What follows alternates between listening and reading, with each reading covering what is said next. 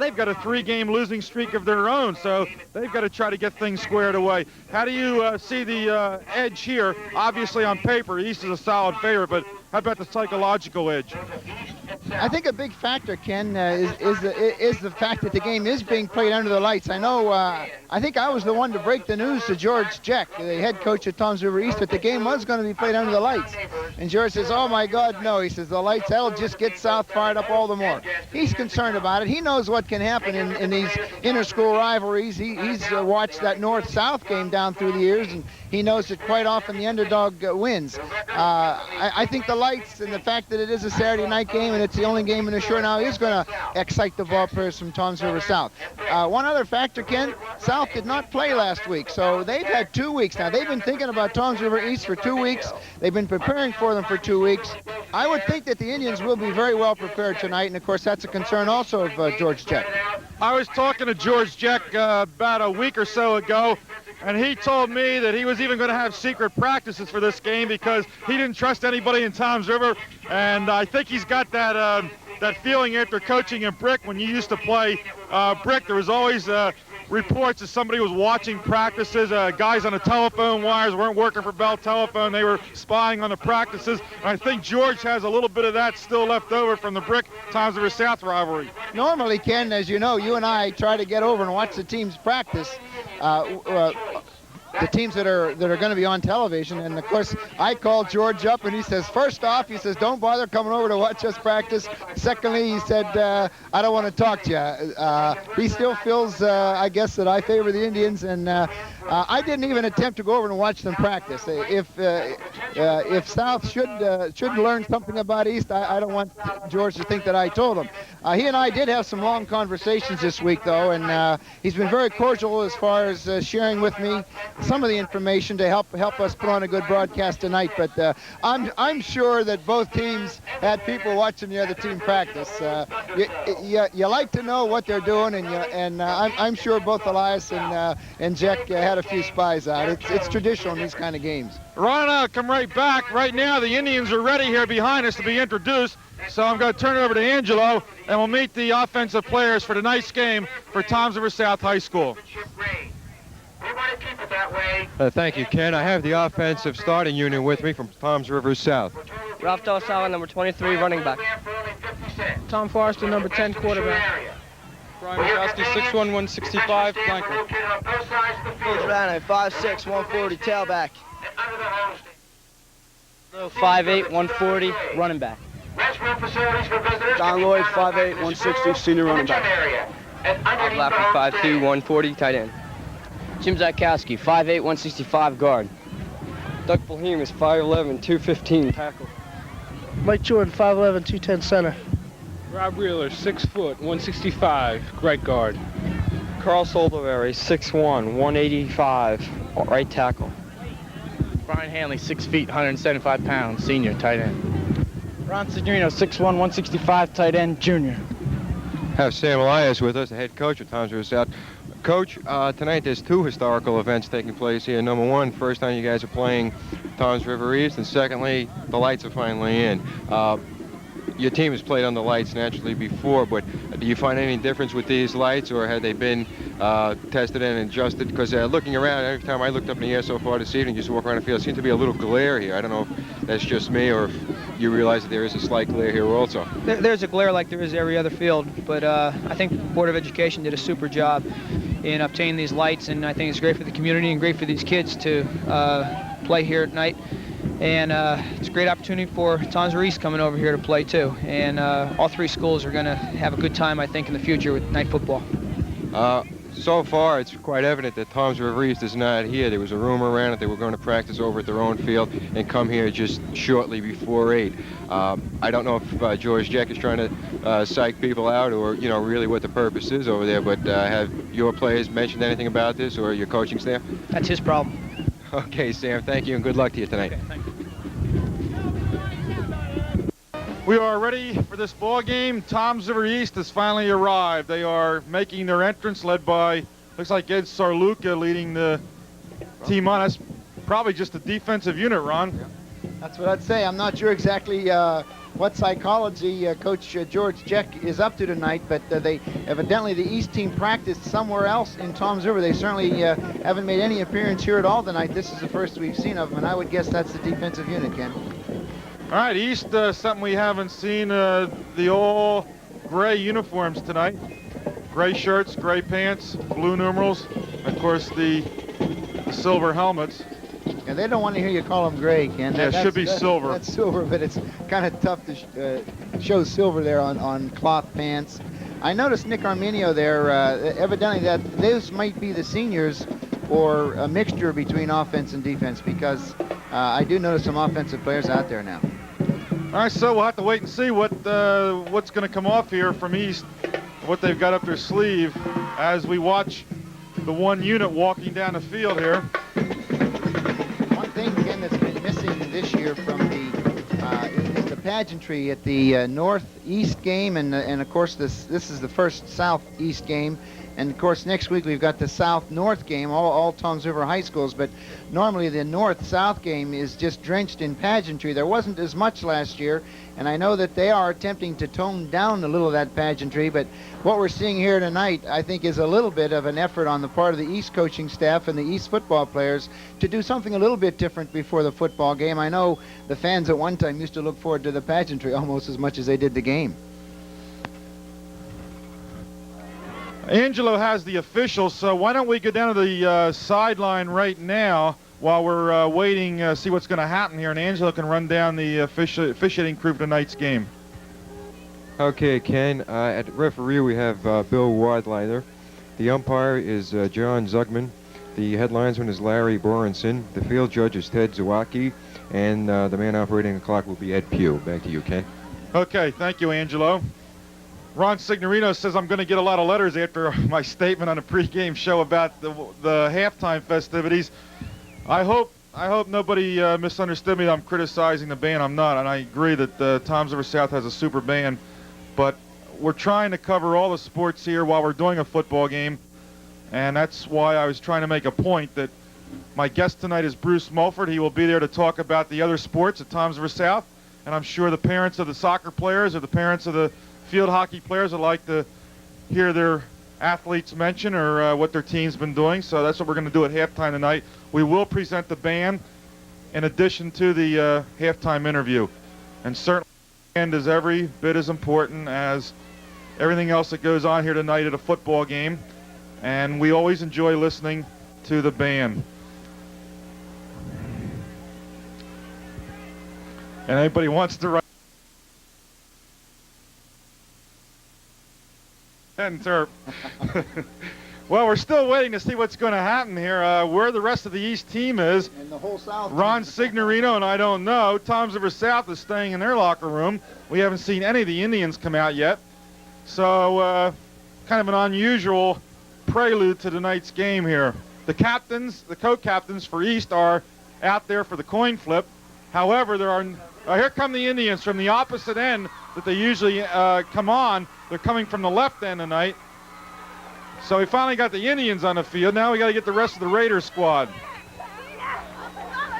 Ironically, Ken, and I think by design more so than by accident, the two boys representing the East team as captains tonight are their great field goal kicker, John Machiarelli, and their offensive guard, David Anderson, and both of them played here at Toms River South. I think Coach Jeck selected those boys as the captains tonight because this is the South game, and he'd like those former South players just add a little bit of interest to the game, and I think a good move there by Coach George Jeck. Here comes the rest of the Raiders. They are just coming into the gate to the far left.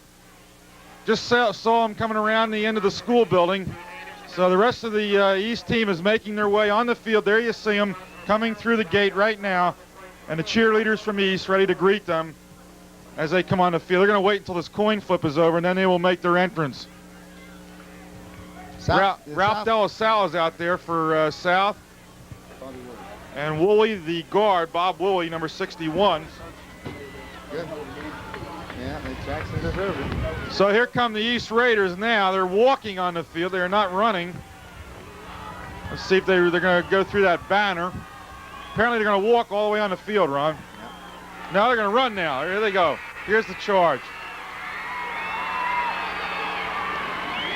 It's good to see it, Ken. It's good to see some excitement over a high school football game. It adds an awful lot to it. We've got a good crowd here tonight, a beautiful night.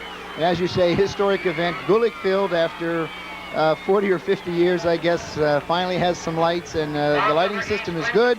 It's a big plus, and high school football may be making a comeback. East has won the toss. They will receive. They will go from right to left. And Ron, the Class A South Championship apparently is wrapped up today. Jackson defeated Brick in the big showdown game for all the marbles, #1 ranking at the Shore, Class A South Championship, and probably a berth in the South Jersey Group 4 playoffs. And also the surprise was Lakewood upsetting Southern Regional today. So no matter what happens next week with Southern and Jackson, Jackson has already clinched that title. Jackson's got a 1.5 game lead with only 1 game to go, so the title's all theirs. And actually two upsets in a way tonight. I think a lot of people felt Jackson was the underdog. They beat Brick, and they beat them fair and square. They were the better team today, and of course I don't think anybody expected Lakewood to upset Southern. Of course, the Pioneers doing Jackson a big favor now, and that takes the pressure off of Jackson. No matter what happens next week, they're the champs. And as far as that ball game went today, Jackson certainly deserved the win. They ran the ball right down Brick's throats, and the Jaguars, very impressive. The crowd was tremendous over at Jackson High School today. They completely circled around the field to watch that big ball game.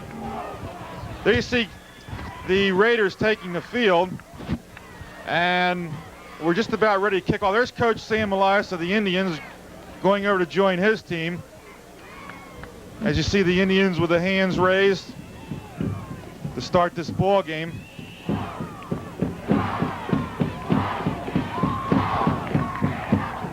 Indians in their familiar maroon home jerseys, white pants, white numerals, white helmets.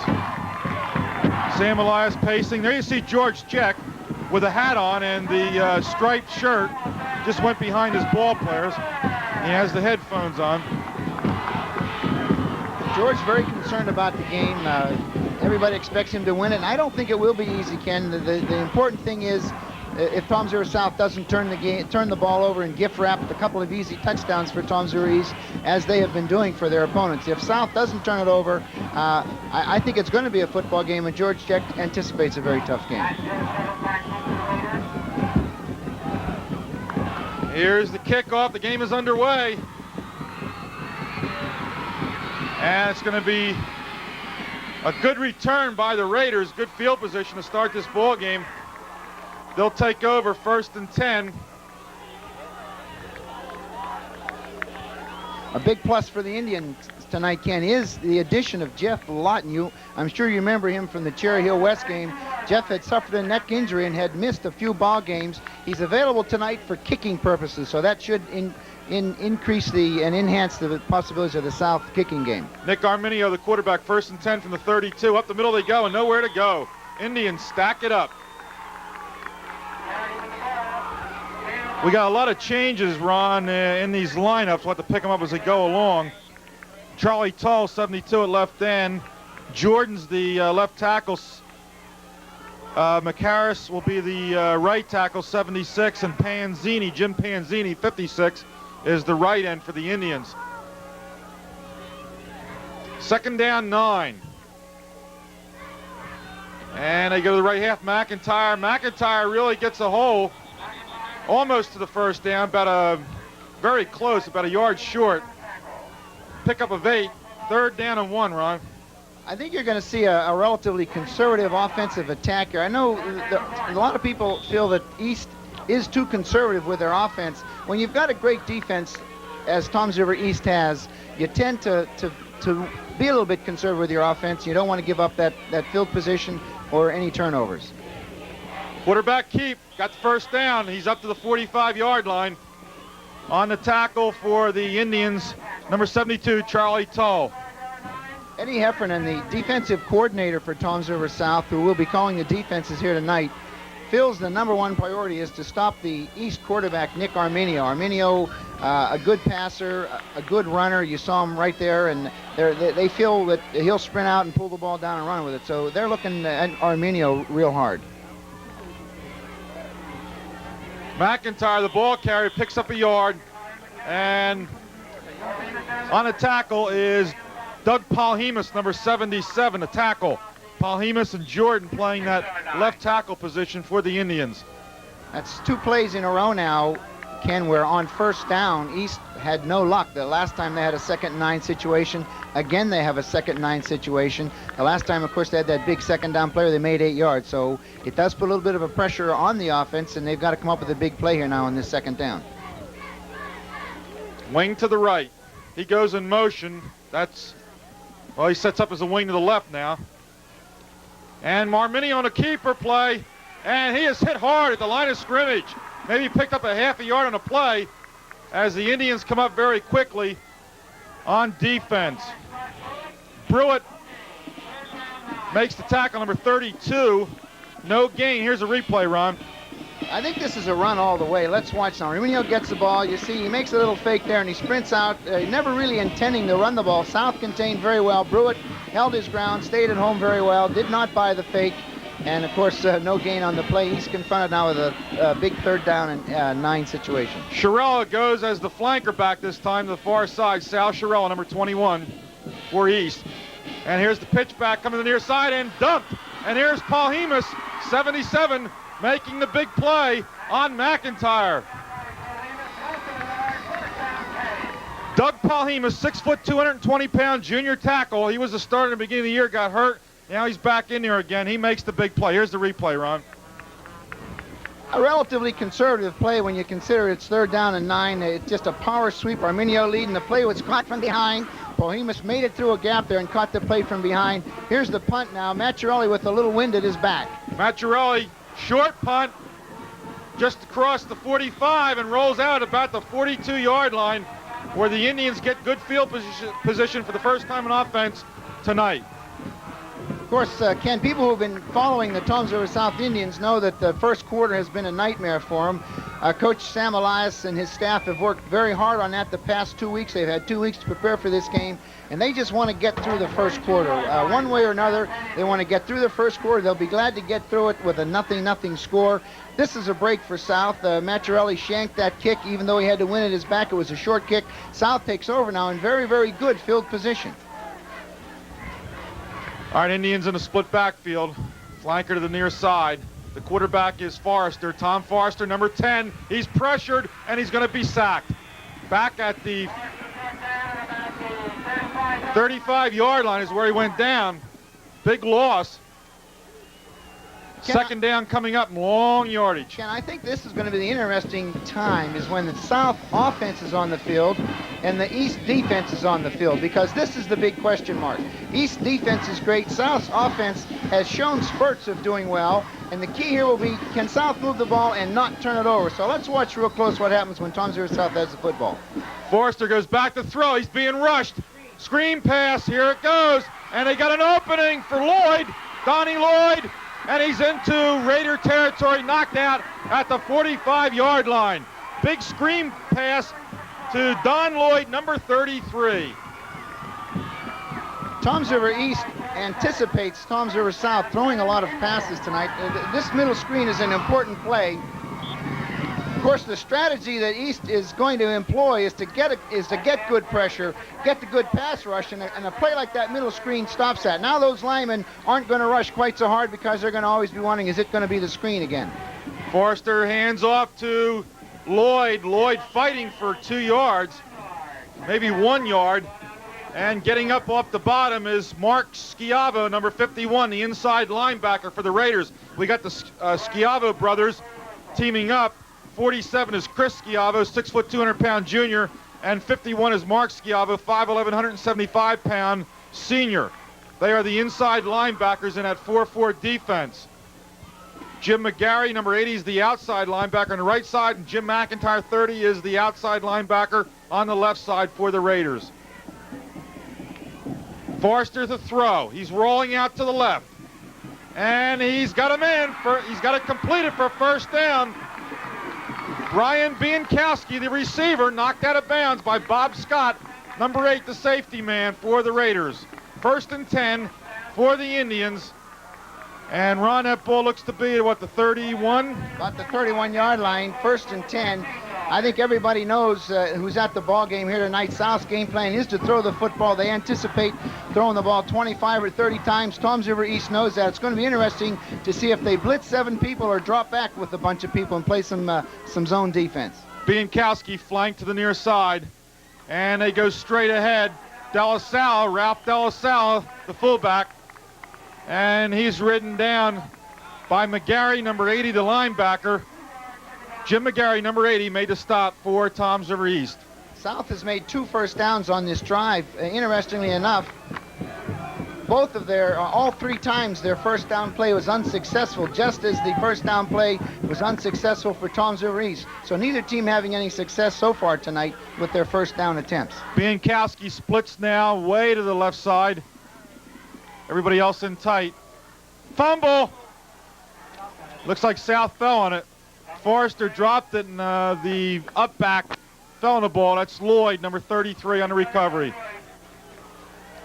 So they may have picked up a yard on the fumble.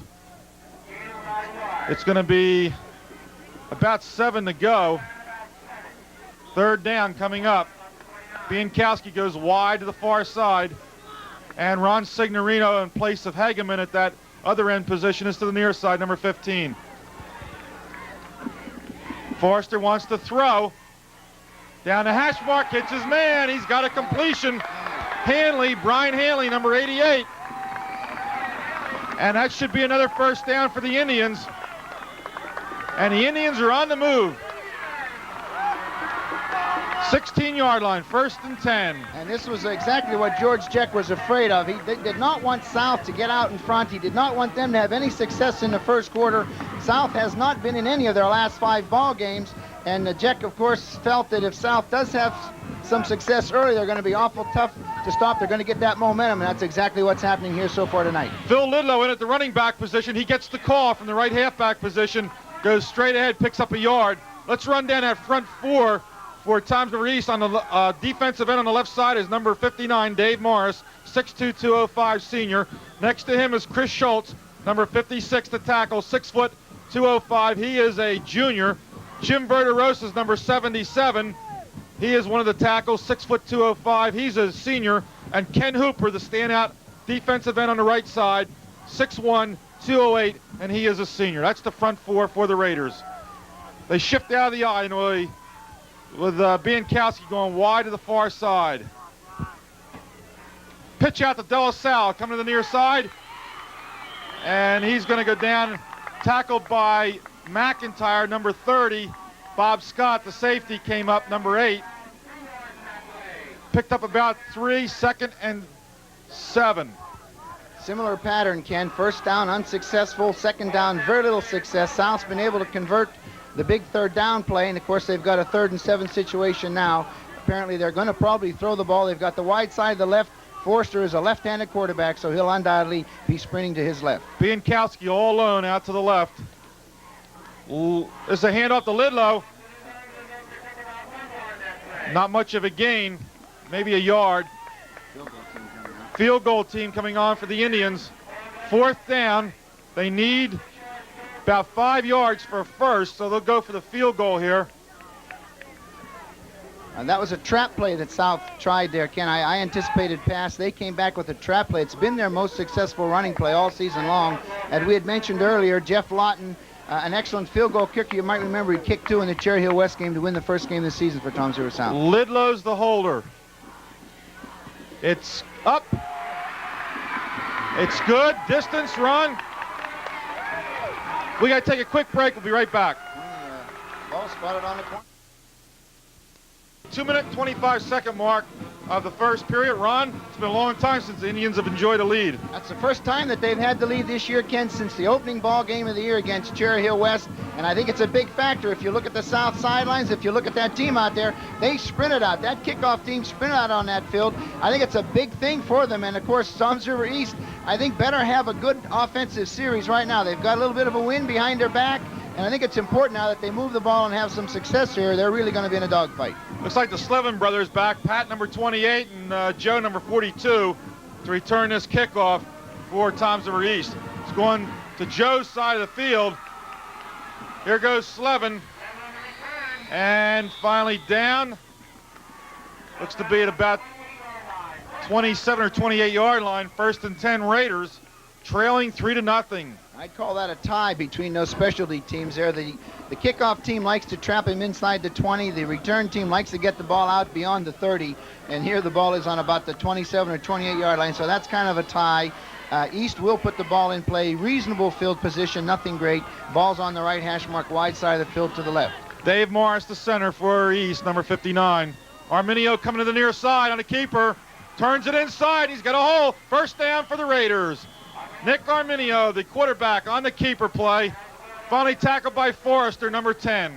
And that was a run all the way, Ken, and that's exactly the thing that Toms River South fears. They really fear Arminio more than anything else. I think George Jeck here is trying to get some confidence built back for Nick Arminio. He's not had, the last couple of ball games have not been particularly good ball games for him. Jeck is sticking with him, and I think he's trying to let him run the ball, which is maybe what Arminio does the best to try to build his confidence. Wing to the left, Chiarella on the wing. Split backfield. And Chiarella on the wing back play. Flag blows that one dead. Looked like they pulled too quick, Ron. Pulled that lineman out of there and a little too quick. Gonna cost them. 5 yards. 1st and 15 now. So far, the East offensive attack, very conservative. The South offensive attack, as everybody anticipated, wide open, throwing the ball, running wide. Exactly the game has gone exactly the way both coaches had anticipated, except that South has had a lot of success, East has not. All right, here come the Raiders. They're on their own 37. McIntyre behind the quarterback who led the interference. Machiarelli comes in there. Joe Machiarelli, 6'1", 245-pound junior tackle, number 76. Got a yard, 2nd and 14. McIntyre getting his shoe back on. Both teams play the same similar 4-4 defense, Ken. South is getting a lot of movement from their defensive tackles. They've got 2 big defensive tackles in there in Doug Pohemus and Bubba Machiarelli, and both of them now have caught that power sweep from the rear, which tells you that those linemen are coming down the line now. They're not penetrating. They're coming flat down the line, taking good pursuit angles. Arminio straight back to throw. Screen, McIntyre. Here's McIntyre, and Indian Terry McIntyre may break it. There goes McIntyre, and he's finally knocked down at the 15-yard line. Looked like McIntyre was going to go all the way for the touchdown. Lidlow saves the touchdown on that play. Similar play to the one that Toms River South. Here it is, Ken. It is a screen pass all the way. When the quarterback drops that deep, usually it's a pretty good tip-off. It's a middle screen. McIntyre reading the blocks very well. The one thing that he probably lacks is the good sprint speed. You can see here Phil Lidlow makes the tackle, saving the touchdown inside the 15-yard line. 48 yards on the Arminio to McIntyre screen play. 1st and 10 Raiders at the 14 of the Indians. Gearity, Vinnie Gearity, number 24, all the way down to the 6th. Ken Scott, one of the linebackers for the Indians, number 86, on the tackle. That's the end of the quarter with a score. Toms River South 3, Toms River East nothing. We'll be right back. Let's run down those Indian linebackers. Ralph Delasella back at left outside linebacker, number 23. Bob Wooley, number 51, left inside. Next to him, Ken Scott, who made the last tackle, number 86. He's a 6', 185-pound junior. And Scott Brewitt, the sophomore, number 32, is the outside linebacker on the right side for the Indians.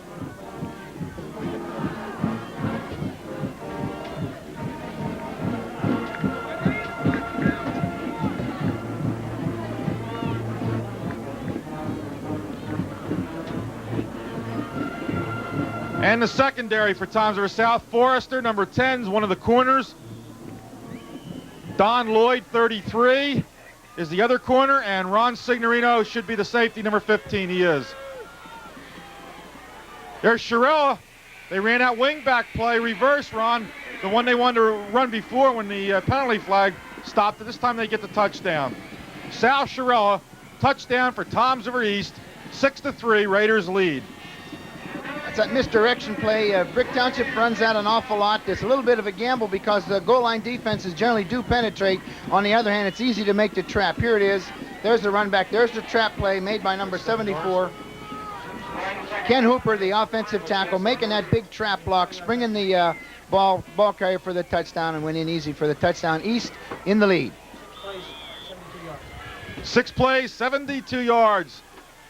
Herb Plump just told me. Kick is up. Machiarelli adds the 7th point. Raiders leading 7-3, 11 minutes, 53 seconds left in the first half. And give a lot of credit to the Toms River East offense, Ken. They had the pressure on them. South had the momentum.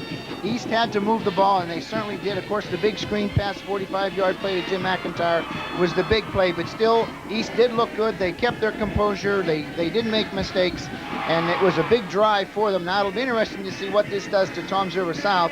Really, this is the score being only 7-3. South is in the ball game. This is what they wanted to do. They wanted to be in the ball game, and I think you're going to find South is going to come right at them with that wide-open attack of theirs.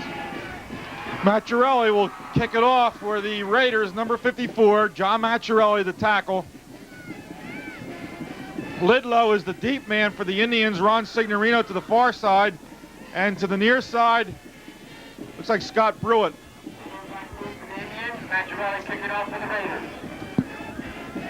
7-3, Raiders leading. Next week will be at Toms River North for the Indians of Toms River South and the Mariners of Toms River North.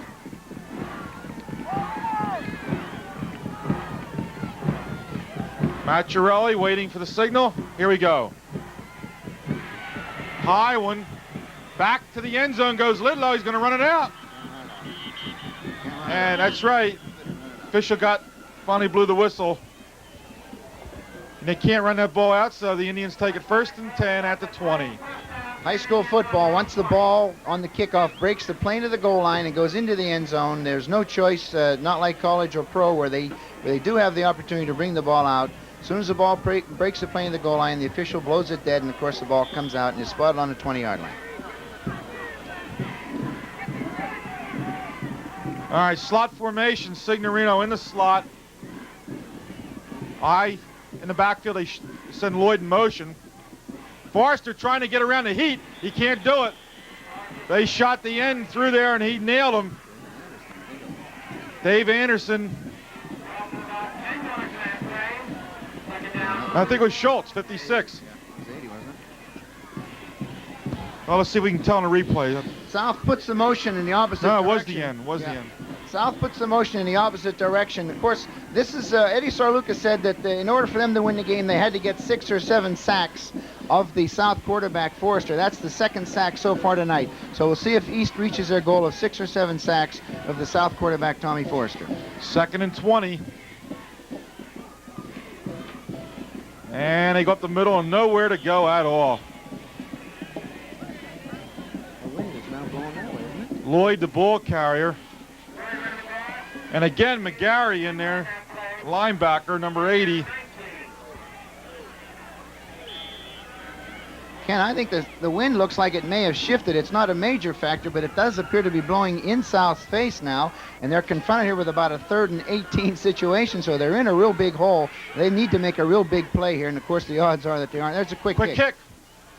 And that's going to roll to about the 44 and then goes back, and the Indians cover it and down it. So they get it out of there.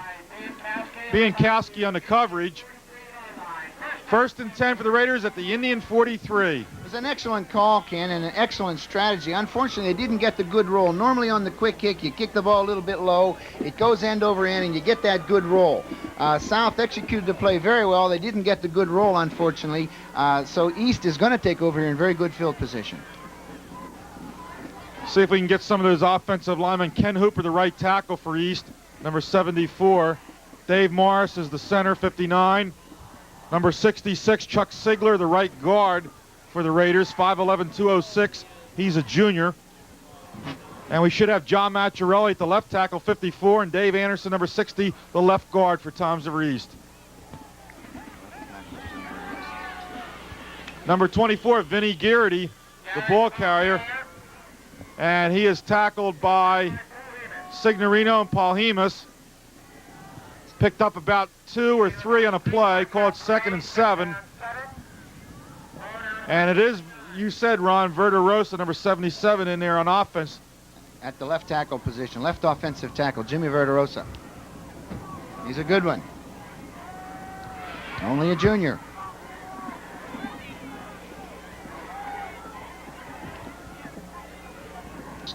All right, here comes McIntyre. And McIntyre short of the first down. Down across the 35, maybe the 34. On the bottom of the stack is Paul Hemus, 77. Good misdirection play, trapped by offensive right tackle Kenny Hooper, trapping down on the Toms River South inside tackle. Good misdirection play, good for about 6 yards.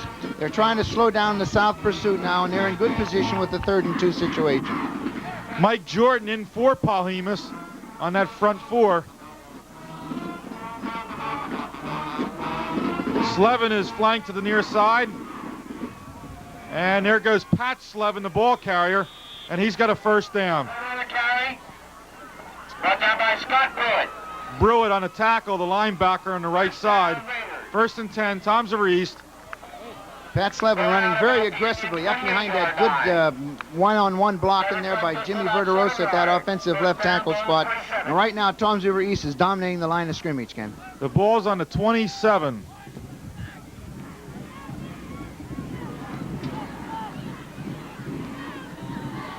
And they send Joe Slevin, again, as a flanker to the near side.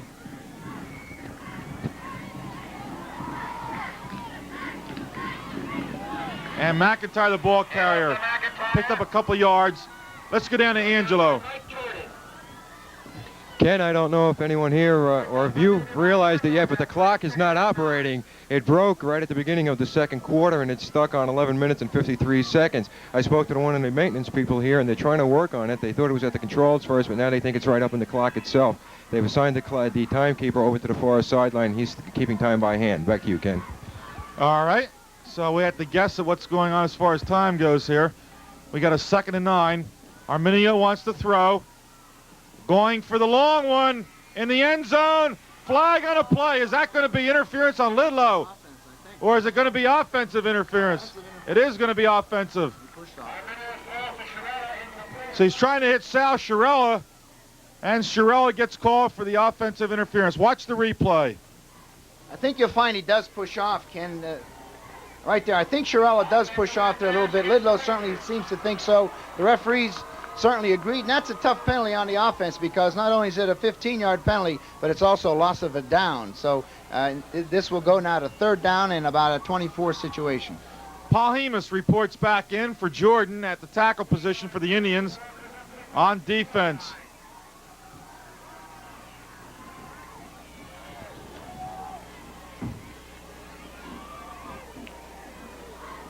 So we have a 3rd down. The ball is pushed back to the 43 of the Indians. 1st and long yardage. Arminio throws the quick pass to the side. Here goes Slevin. And Slevin may break it all the way. He's going to be in. Touchdown. Joe Slevin, number 42. That's a 43-yard touchdown play, Ron. And it was a screen pass. It's a screen out to the flanker. Notice they fake to the right. We'll get the play back there. And, of course, there's the lineman out there. They're allowed upfield. Slevin runs it extremely well. A foot race to the goal line there, and then Slevin wins it and makes it into the end zone for the touchdown. East now leading 13-3.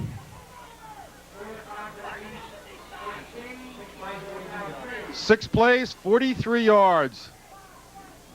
43-yard scoring play after the penalty pushed them back to the original line of scrimmage.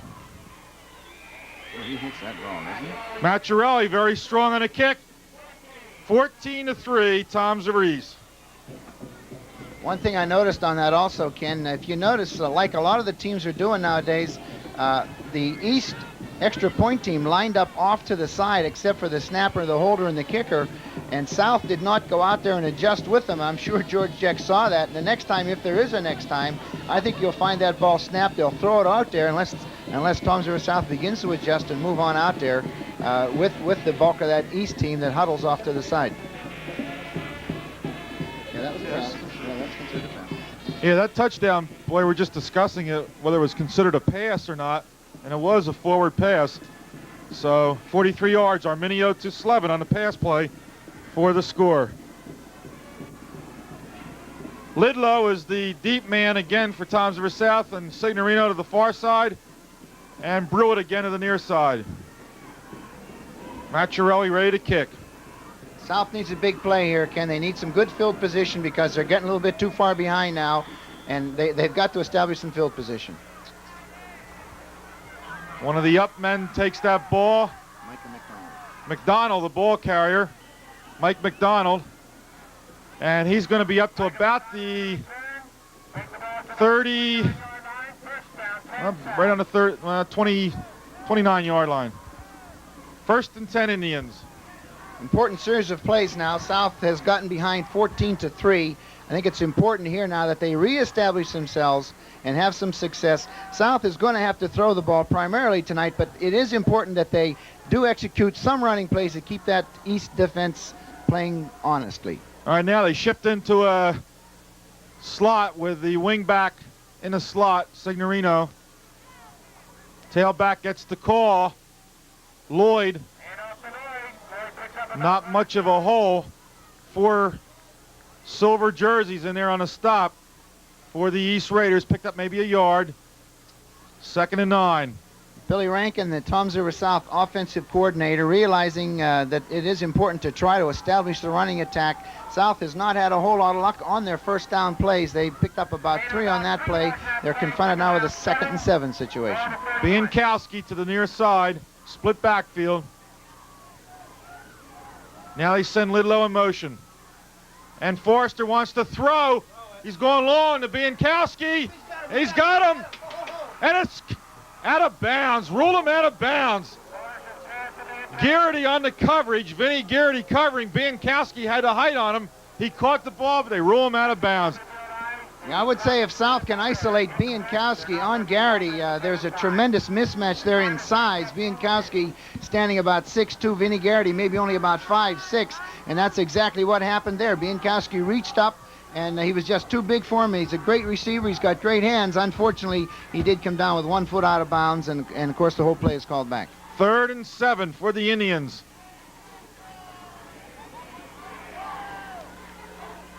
Wing back. Sithers play with a wing back carrying. Signorino, the ball carrier, lined up as the wing back on the right side and came across to the left over the middle. Picked up a couple of yards on a play, but it's going to be a 4th down and 4th down, a long 5. And looking a little bit desperate for Toms River South now, Ken. I know it's early in the game, but the psychology of the game is very, very important here. You have to understand what South's been through the last 5 ball games, and their confidence, which has been high so far, could ebb with the fact that they're getting behind now. And if their defense doesn't stop East, then I think South's going to be in very deep trouble for the second half. All right, official jumps in there and halts things. Lloyd back to punt. Donnie Lloyd will punt, and McIntyre is deep for Toms River East. Now we have a substitution here for the Indians, getting another man on the field. They were caught with only 10 men. Yeah, McDonald comes on, only had 10 men on the field. Now we got some equipment. They got to get those special numbers on for the punting team. That really causes a delay of game. Got to have the right number for the position you're playing. And here's the punt. Far side of the field. Rolls out at about the 46. 1st and 10 for the Raiders at the Indian 46. Let's take a quick break. Cuts it inside, and he gets a hole, and Arminio is very close to a 1st down. Good run by the quarterback on the keeper. Nick Arminio, 6 foot, 175-pound quarterback. It's been a very successful play for Toms River East on 1st down, Ken. Other than that play, East has not been having a lot of a lot of success on their first down plays, but Arminio's been running at keeper there very successfully. East now with a 2nd and 2 situation. This is a waste down. George Jeck could go for all the marbles on this play. Just missed the first by about a yard or 2 yards. We'll call it 2nd and 2. McIntyre gets the first and more. Picked up about 5 or 6 on the carry, and he's got the first down for the Raiders. There you see that van that we're showing you down in the left end zone, and in that van is Ron's daughter, Dawn Signorino, home from the hospital, and this is the first time she's come to a football game this season to see her brother Ron play. And of course, Dawn was in the hospital, what, a little over 3 months, Ron? Yeah, 90 days in the hospital, Ken. So we're glad to see Dawn Signorino home after her car accident of last summer. 1st and 10 Raiders. Arminio wants to throw. He's going to go long. He's got Slevin in the end zone. Incomplete. Good coverage by the Indians, breaking that play up. Schmitz was the man who got back there, Jim Schmitz, and broke that play up. 2nd down and 10. South has not generated a good pass rush most of the year. You'll see it here, Ken. Watch how much time Arminio's got. South not getting any pressure on him, and Arminio's a strong-arm quarterback. Doesn't get the real good spiral on that one, and underthrown a little bit. Schmidt's able to knock it away, but the South's going to have to generate a little bit better pass rush. You can't give Nick Arminio that much time. 2nd down. And Arminio wants to throw again. Got all the time he wants, and almost intercepted by Signorino. Ball is deflected. Tirella is the intended receiver, and Signorino almost picked it off from his safety position. 3rd and 10. And apparently George Jeck now has decided to go with the forward pass on this set of downs. First 2 attempts were incomplete. It's a 3rd and 10 situation, and we'd have to think that he's going to continue to throw the ball, or maybe go with that favorite draw play of his. Of course, a draw play being a fake pass. All right, here come the Raiders. Slevin comes to the near side. They've got a flanker to the far side. Arminio hands off. McIntyre broke a tackle. Looked like he was stopped at the line of scrimmage and picks up about 5. Signorino on the bottom of the pile, the safety man for the Indians. And Jimmy McIntyre is a very unheralded ball carrier, Ken. He's not spectacular. He doesn't have the great speed or the great size of a lot of the running backs in Ocean County, but he gets the job done. He's at home on the football field. He finds the daylight. He sees a little crack there, and he slithers through. And he's a very consistent back. He's the kind of kid you like on your football team. You win a lot of games with a boy like Jimmy McIntyre. Machiarelli's going to attempt a 44-yard field goal. Holding is Arminio. He got it up. It looks like it may make it. Very strong kick. 44-yarder by John Machiarelli. Wow, that kid can kick. Beautiful field goal. That was still going strong when it went over, Ron. And you can tell the way he was hitting those extra points that he's really hitting the ball very well tonight. Ken, he's kicking those extra points, and the ball is landing down there on the track. The wind is shifting around tonight. That particular time, he did have the wind at his back. Not that he needed it. He kicked a 49-yarder again, Brick Township earlier, and the people who were at that game said that could have been a 59 or a 69-yarder because he really hit that, and well, it flew almost out of the stadium. Very strong leg, John Machiarelli. John Machiarelli easily kicks a 44-yard field goal. I never thought I'd say that in high school football, but we certainly had some good kickers the last few years around here. You got 2 good place kickers here tonight. Not only Machiarelli, but as we saw earlier in the game, Jeff Lawton of Toms River South, who's back off the injury list now after a couple of games of sitting out. Next week, we'll be back with the Indians again at Toms River North, and we'll be with the Raiders again next week as part of our doubleheader when they take on Central Regional, and that'll be a week from tonight. So, doubleheader next weekend also on Channel 8. Here we go with the kickoff. Lidlow. Or was that Lidlow? We got a handoff here, and that's going to lose for him. That was Lidlow, and he did hand off, and the razzle-dazzle didn't really fool East at all, and they ended up losing. It hurts them, Ken. I'm not sure exactly what they were. I think I know what they were trying to do there. I'm not sure what the boy did with the ball when Lidlow handed the ball. He hands the ball, and they're supposed to lateral out here, and the boy he hands it to, I'm not sure exactly why he runs the ball here. Whether he got confused or what, I don't know. sophomore Mike Bialik in there. But at any rate, it's got South in a bad hole now as they put the ball in play around their own 10-yard line. Here we go, 1st and 10. Should be Donnie Lloyd. Ron, it looked like Bialik wanted to pass the ball up to somebody else, but there was nobody to lateral the ball to. It looked like it wanted to be a double handoff. He may have seen some East defenders who snuck down between him and the boy he was the lateral to. I'm not sure. Maybe it was a wise thing that he kept the ball. At any rate, the concept of the whole play just didn't come off, and South now is trapped down deep in their near their own goal line, and their first play again got them about 2 yards. So they've got a 2nd and 8 situation, and it's looking a little bit desperate now for the Indians. Let's get down to Angelo on the sideline. Okay, Ralph De La Salle, running back for South, has been removed from the game. He probably won't be back for the rest of the half. He suffered a possible concussion. The doctor has now got him in the locker room and is keeping him warm, and then they'll see and maybe transport him to the hospital in a short time. Well, that's news that Sam Elias doesn't really need to have one of his Indians missing from action. Of course, they're going without Hageman, who's one of the young standouts on this team, who may be out for the year, right, Ron? I think Hageman is out for the year. He's suffered a very severe concussion, had been hospitalized for 3 or 4 days, and I think that the decision has been made to keep Bobby out. He's only a sophomore. Keep him out for the rest of the season so he can come back and play football again next year. Well, Sam Elias leaves the field after talking to his offensive unit. Biankowski comes to the near side. This is a 2nd down and 8 play. And here's Forrester trying to run out of the pocket, and he does.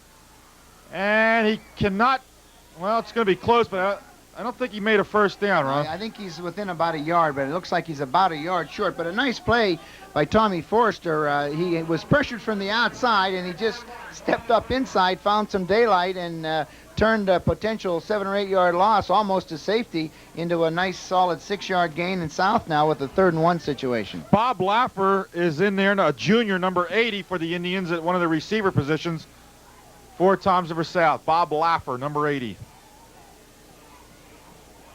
Quarterback keep, and he's got the 1st down. 1st and 10 Indians, and we should be getting very late here in the first half. As Angelo said earlier, the clock is not operating, so we can't tell you what the time situation is, but we should be down close to the 2-minute mark by now, I would think. That's an awfully old scoreboard they have here at Gulick Field, Ken. I know it was there prior to my arriving here in 1964, and I notice even the score is incorrect on it. It's got the score 3-0 in favor of South, so apparently the whole scoreboard has gone out now. We're probably not going to get it back tonight. All right, here we go. The quarterback wanting to roll out. He throws on the run, hits his man, Ron Signorino, the receiver, right in front of the Indian bench. 1st and 10 for Toms River South. That ball's going to be at about the 38-yard line. Ron, maybe that's where they're going to stop keeping score tonight, at 3-0. Stop it right there at 3. This is the playback, Ken. Biankowski goes deep and clears the zone. Signorino comes up underneath. Forrester picks him out very well. Signorino actually failed to get out of bounds. I'm not sure how much time is left, but had he gotten out of bounds, of course, it would have. Apparently, South now has called timeout to stop the clock. We must be down inside of a minute now, Ken. All right, timeout on the field as they get together, and don't forget, we're going to have an alumni football game on this field, and that's coming up the Friday before Thanksgiving. Ron, what's the date on that game? Now, that's Friday, November the 21st at 7 o'clock here at the newly lighted Gulick Field. And that'll be the Toms River South alumni team against the Lakewood alumni team. It's for charity. It's for the Lakewood Pop Warner program. They need funds desperately. Ron Signorino coming out of retirement. The coach, Toms River South, and his old adversary at Lakewood is coming out of retirement. The athletic director of Lakewood High School, Ed Brandt, will coach Lakewood. I was talking to Ralph Bush tonight, the former All-Shore receiver under Ron Signorino, who played here 2 years ago. He said he's really excited about playing in this game. He wants to team up again with Eddie Grunhauser. And Bush says it's a thrill and an honor to play with some of the names of players that he didn't play with, players from past Toms River teams. So that's the way he looks at it. It's an honor to play with great players from other teams at Toms River South, all in one unit. Here's Forrester. He wants to look downfield. He's going to keep it, and he's going to get good yardage and run out of bounds and stop that clock. Good play by Forrester. Got about 8 yards and then ran out of bounds. Who's going to be the oldest players on this team? I understand Ralph Bush's brother Pete, who was on your 68 undefeated team, who's the captain, and of course coached with you when Ralph was the star receiver. I understand he's going to do some playing in that alumni game. As it stands now, Ken, he was the oldest player on the Toms River South team. He graduated in 1969, and he did have a lot of success playing at the University of New Mexico and with the New York Stars in the World Football League. Pete will be our oldest player. I think Lakewood's got the Joe Brown, who played in 1964, who's got to be about 33 or 34 years old. So they've got some guys a little bit older than what we have, Ken. It's going to be an awful lot of fun. Here's a shotgun, which the Indians put in for this game. First time we've seen it tonight, and almost a bad snap. Forrester pulled it down. He's coming to the near sideline. He's got a man completed, and running out of bounds is Ron Signorino, so he stops the clock. Signorino took that ball to about the 45 and got down to about the 43 where he was run out of bounds. 1st and 10. And South can move the ball, Ken. I think that's being demonstrated here tonight. I don't know if they're going to have an opportunity to get close enough to score or not, but they are moving the ball. It should give them an awful lot of hope and a lot of confidence for the second half. You've got to get pressure on Forrester, and of course the purpose of going into the shotgun was to give him a little bit more time to throw, but I think you'll see a lot of that shotgun in the second half. All right, Biankowski goes wide to the far side. Forrester to throw. He keeps Donnie Lloyd in a block for him, but he is snowed under. And they almost ripped his arm off on that play. As Anderson, number 60, grabbed him by the arm and threw him down. So it's a loss. Indians call a timeout to stop that clock. They lose about 10 on the play. 2nd and 20 coming up. There's the playback, and you can see David Anderson, who's not normally a defensive player. He's just been converted to a defensive player recently, getting an awful lot of pressure from the outside, and according to my memory, that's the 3rd sack that East has had now on Tommy Forrester, and they feel that's the key to the game. They're either going to rush 6 or 7 and try to pressure Forrester, or they're going to drop back a bunch of guys and just try to play good, safe zone defense. Ron, about this alumni game, how much oxygen do you have to supply this team? Herb Plump said, I understand you got a 40-man roster. He says, how many guys you got? 40. He says, well, who are you going to use in the last quarter? So you're going to use up to 40 guys. Some of these guys are going to be really hurting after a few plays. It's going to be interesting, Ken. That's why we have 40 guys. We don't think anybody's going to have to play more than about a quarter and a half. They're excited about the game. It's going to be interesting. I've never been involved in a game like this. Of course, we've never had a game like this in Ocean County. So let's see how it turns out. I think some of these kids are going to fool some people. Some of them have been working now 6 and 7 weeks to get into shape. It's motivating them. I know there are some boys on our team that have lost as much as 20, 25 pounds, and they're getting in shape, and it's bringing something important into their lives. So I'm looking forward to it. I think it's going to be a good thing for Ocean County. I see Donald Barnes on the Lakewood roster. He had a tryout a couple years ago with the New Orleans Saints, and he is muscle on muscle. He won't have to get in shape. That Donald Barnes is one heck of a running back, and he's going to be tough. Here's a shotgun again, almost a bad snap again. Flag on a play. Forrester throwing that left-handed pass, and incomplete. Almost a completion at the 1st down marker, and Ron Signorino, the intended receiver, he dropped the football. Let's see what the flag is, though. Wouldn't have counted anyway. Illegal motion. It's going to come against South. Unless they decline it. Let's see what they're going to do. Probably decline it here. Chances are, with the kind of offense that South is running, I would think that Eddie Sarluca or George Jeck, who's ever making the decision over there, would probably decide to turn down this penalty and take it down away from Toms River South. With the kind of attack that they're running, they make that potential 15 or 20-yard gain quite often. So I think what they'll want to do is turn it down and take away the opportunity for them to have another throw. 3rd and 20. Having problems with the snap on that shotgun. Of course, that's something that you have to worry about. Here it is again. And Mike Jordan, of course, is not used to snapping the ball directly back there. Let's see how he does this time. Good snap that time. Forrester throwing quickly. He's got Lloyd open, and he dropped the football. There was a touchdown, and he couldn't hold on to the football. He was on the 25, and he had a chance to go all the way. Incomplete pass. Boy, Tommy Forrester is right on the money. Here's the playback, and you see they've got the twins out here to the left, and Lloyd just runs a streak and a post down into the middle. He's wide open there. I don't know what the East defenders were looking at. Tommy Forrester laid it out there, and Donald Lloyd just unable to hang on to it. I don't think there's any doubt with his speed he would have caught it on the run and just trotted right into the end zone. Toms River East leading in this ball game, 17-3. We're late in the first half. Clock is not operating. Cannot tell you the exact time left in this period. Here's Forrester rolling out to the near side. He's going to keep it. No, he's going to throw. And broken up by Bob Scott, but a flag on a play.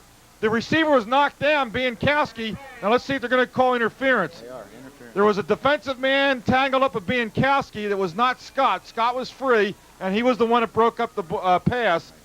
But there was another defensive back who got tangled up with Biankowski, and they went down. Interference against the Raiders. Now that's not an automatic first down, Ken. In pro ball, which most of our fans probably are a little bit more familiar with, it's at the point of the interference. So that could, in pro ball, be a 50, 60-yard penalty sometime. In high school ball, it's a 15-yard penalty. Now, in this case, the 15-yard penalty was enough for the first down. So Toms River South will maintain possession now, working their way into good field position with a 1st and 10 situation. We have no idea how much time is left, but there can't be too much left. Bob Laffer, number 80, back in for Hanley. They shift out of the eye into the shotgun.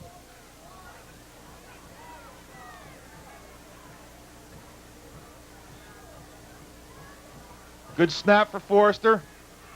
He's throwing long on the sideline to Lloyd and threw it out of bounds. Lloyd was running right down along the sideline, didn't have any room for error, and that was thrown out of bounds. Mike Jordan, Toms River South center, Ken, doing a difficult job, and actually he's doing it fairly well now after the first couple of snaps. If our fans will notice, when he snaps the ball, he keeps his head up so that he can see the position of the defenders and still be a full blocker. When the center puts his head down, he becomes a half a blocker. Jordan snapping the ball with his head up, and he can't really see the boy he's snapping it to, and he's only been doing this for a week or so. Here it is again. Now watch Mike Jordan. You'll see him keep his head up. 2nd and 10. Forrester looking to throw. And here's Signorino, and he incomplete. Couldn't hold on to it. And covering on the play was Mark Schiavo, number 51, the linebacker. 3rd and 10. And the shotgun is working, Ken. Forrester is getting the extra time. Unfortunately, his receivers are letting him down and are beginning to drop the ball. But it's been an effective thing. You can see there, Signorino coming across on his drag pattern. Forrester hit him right in the hands. He dropped the ball. But South is finding that they can move the ball against this East defense, and I think the second half might still be interesting. All right, Biankowski to the far side. Here's Forrester looking, throwing, and he's got a Signorino this time. Completes it on the coverage on the tackle. Mark Schiavo once again. Timeout, Toms River South. Let's see if they got the first down. It's very close. I think you're going to measure. They're probably bringing the chains. They will. I think he's a little short. Ken, what South is doing with this wide open attack, they're neutralizing the strength of Toms River East. Toms River East is a big, strong team. They're a veteran defensive team. They've played good, solid defense all year. But South in the shotgun, spreading people all over the field, it kind of neutralizes that great strength that East has. And it's got to be very frustrating to this Toms River East team, knowing that they have such a great defense, but what South is doing, of course, is taking that away from them. Just about an inch short of a first down. So, 4th and an inch. The bad thing about it being 4th and an inch, Ken, is the fact that South, well, it looks like they're sending in a field goal unit here. You see, there's very little time to run the ball and pick up the first down, which they probably could make with only an inch or two to go, would take time, and apparently the time element now is so little that they just can't risk doing that, so they're going to go here and try to get the 3-point field goal. Unless they fake it, they could conceivably fake the field goal. All right, I'm being told there's possibly less than 30 seconds left in the half, so that would force Sam's decision here to go for the field goal. So let's see what the Indians can do here. Jeff Lawton.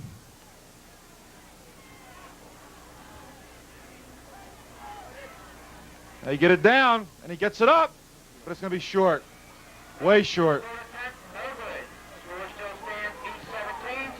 So the field goal attempt is no good, and McIntyre is going to run that ball back. There's a flag on the play.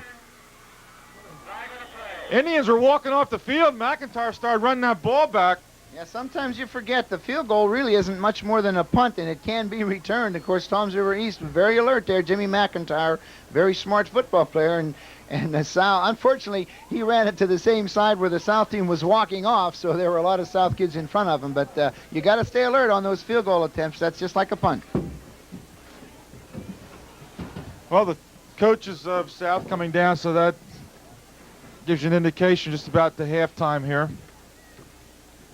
As these, we have an injury. Got to be just a matter of seconds left here in the first half. Toms River South has an injured player. He's getting up now. Is that Biankowski? I can't see his number yet. 81, yeah. It is Biankowski, and he'll walk off on his own. Debbie Morani, the trainer, helping him off. Dr. Cavalier.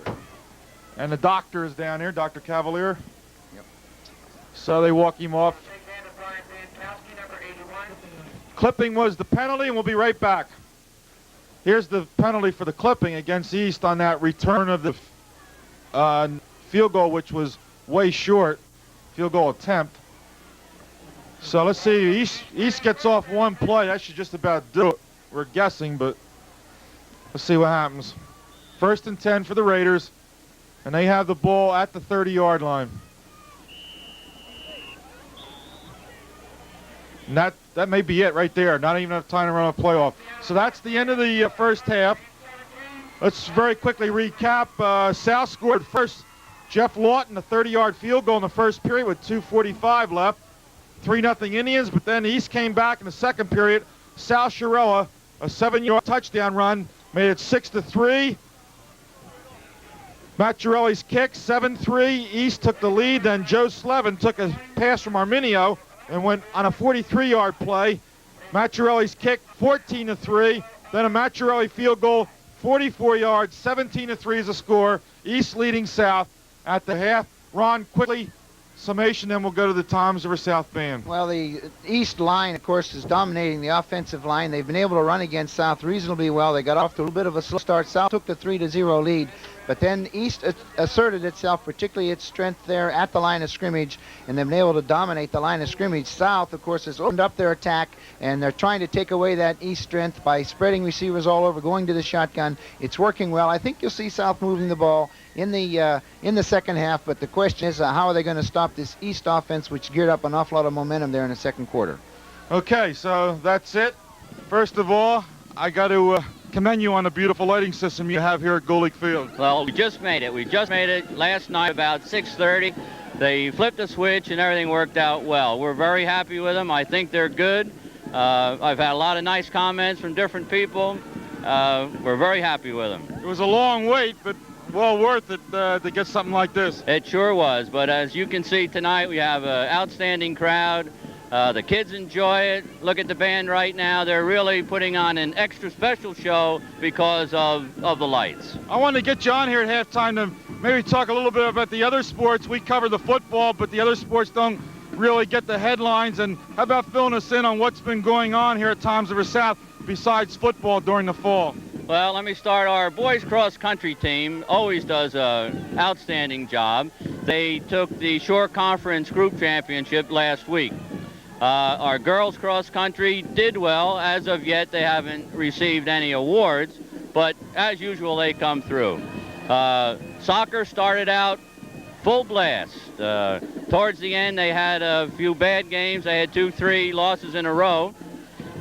We did make the top bracket of the Ocean County tournament, so I think all in all, we're doing an outstanding job. All right, we want to commend you because I think South's always had a well-rounded athletic program, and we commend all the athletes here at Toms River South. Now, as far as the football goes, now I think originally you want to play your night games on Friday night, but I guess with the polls coming in and just getting them up this week, is that why you had to play Saturday night this week?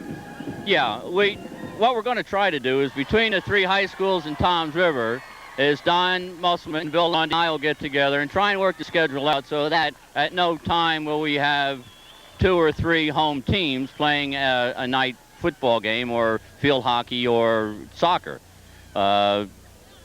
We just wanted to get this game in. This is our last home game. We had the lights. I just thought it would be a good boost for Toms River South, for the kids, and for the parents that enjoy seeing their children perform. Well, next week, I understand the South game with North, that's scheduled for Friday night over at North, and I understand East is going to move their game to Saturday night with Central, so right away, no conflict. Right, that's what we're trying to do. And that way we can do both games on TV and everybody's happy. That's right, we can see more of the games on Channel 8. Okay, Bruce, you can really be proud of what you got here now, and again, I want to thank you for coming on at halftime and wish you good luck with the rest of your sports program, not only in the fall, but through the winter and the upcoming spring season. Thank you, Ken, and thank everybody at Channel 8 for all their support. We appreciate it. Okay, Bruce Mulford, Director of Athletics at Toms River South High School, and of course the Indian Band's still performing, so maybe we can pick up more of the action here on the field.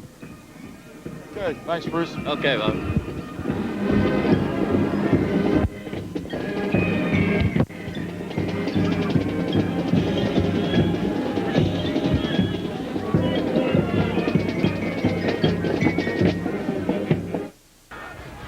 And we're back for the second half. Hope you enjoyed the halftime festivities. Toms River East, first back on the field, and followed immediately by Toms River South. We had a long halftime run, and the players did not come back on the field after the band left the field. And maybe they had an agreement there. They had a longer halftime period in the locker room. Well, it was band recognition day. All the seniors, and of course, Toms River South has an awfully big band. And by the time they recognize those 40 or 50 seniors, I presume they arranged for maybe an extra 5-minute halftime break or whatever. But we're all out in the field here now, Ken, and we're set for the second half. And I think it's going to be a little bit better second half than a lot of people might expect. If you joined us late, the score is 17-3. Toms River East. South scored first tonight. In the first period, Jeff Lawton, 30-yard field goal. Then East took over in the second period, scoring 2 touchdowns and a Machiarelli 44-yard field goal. And that came just before the end of the first half. Sal Chiarella had the touchdown for East on a 7-yard run, and Joe Slevin took a pass from Nick Arminio and went 43 yards for the second East touchdown. Machiarelli 2 conversion kicks, and that's where it is, 17-3. South was moving the football in the second period on East as they went to the shotgun formation, and quarterback Forrester of South on the target with many of his passes. However, he had a problem there in the second period with drop passes by his receivers, which hindered Toms River South. So let's see if the Indians stay in their shotgun. It was successful for them in the second period, something they put in new for this game. South receiving, Lidlow the deep back. They go left to right. Machiarelli, John Machiarelli to kick off for Toms River East. Second quarter, Ken, pretty much field position was the story. Toms River East, each time they got the ball in Toms River South territory. Each time Toms River South got the ball, they were trapped on or inside their own 20-yard line. And of course, East outscored South in the second quarter 17-0, which goes to show you just how important field position is in high school football. Machiarelli, low kick. And Lidlow picks it up on the 10, the 15, the 20. And stopped about the 24-yard line. First and 10 Indians.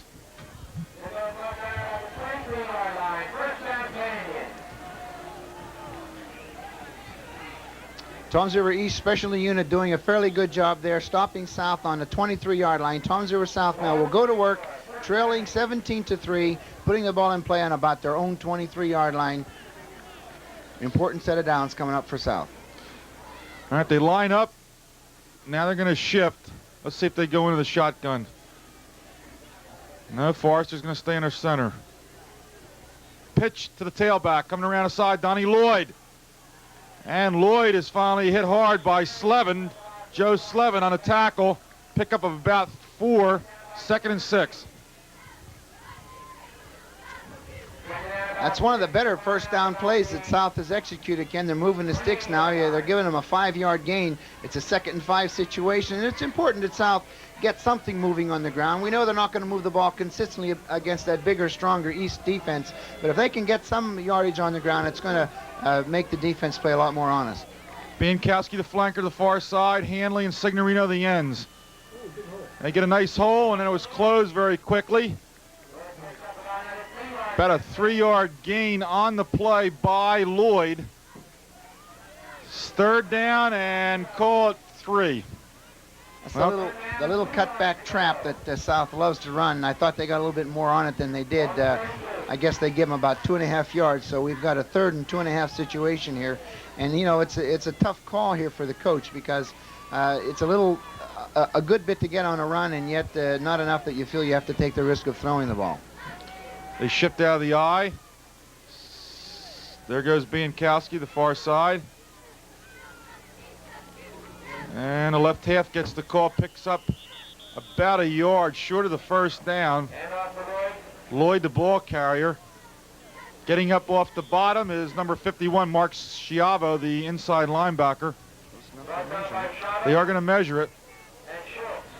George Jeck's got an interesting pair of names for his 2 inside linebackers. Ken, they're brothers, Mark Schiavo, a senior, and Chris Schiavo, who was on the injured list early in the year. He's in there now for Wayne Williams, but Chris Schiavo he calls thunder, and Mark Schiavo he calls lightning, and he said he likes to see thunder and lightning strike.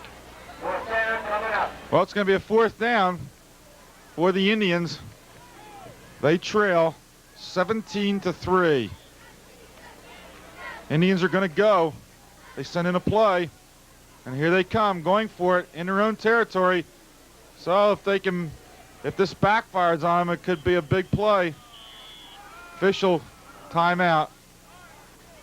Let's see what this is all about. No flag. They didn't have the marker in the right position for the ball, so they move it up. Fumble, and that's going to backfire. They're going to go with a quarterback sneak. Forrester fumbled the ball. They lose the yardage, and the Raiders take over. 1st and 10. Now take a look at the field position here, Ken. East had great field position throughout the entire 2nd quarter. Now here's the first time they're going to get the ball here in the 3rd quarter, and look at the field position they have. They're already in the 4-down zone. They proved in the 2nd quarter that they're able to move the ball on the ground against Toms River South, and if they move the ball on the ground here successfully, I think it's going to be pretty much the end of the ball game. They're on the 31. Arminio hands off to Vinnie Gearity, the left halfback. Picked up 4 yards on the play. Getting up for Toms River South, number 72, Charlie Tull, the left end. Vinnie Gearity falls forward, Ken. He hits in there with real good body lean, and I thought he was going to get 2 or 3 yards on the play, but he falls forward. He's not a very big kid, but he turned it into a 4-yard gain, and I'll tell you, you can't quarrel with that. When you're in the 4-down zone, you get 4 yards on that first down. You're sitting there with a 2nd and 6. That gives the offense an awfully big advantage. Arminio pitches this time to the halfback coming around. I think that's Slevin. Should be Slevin, number 28. That's Pat Slevin, the younger of the Slevin brothers.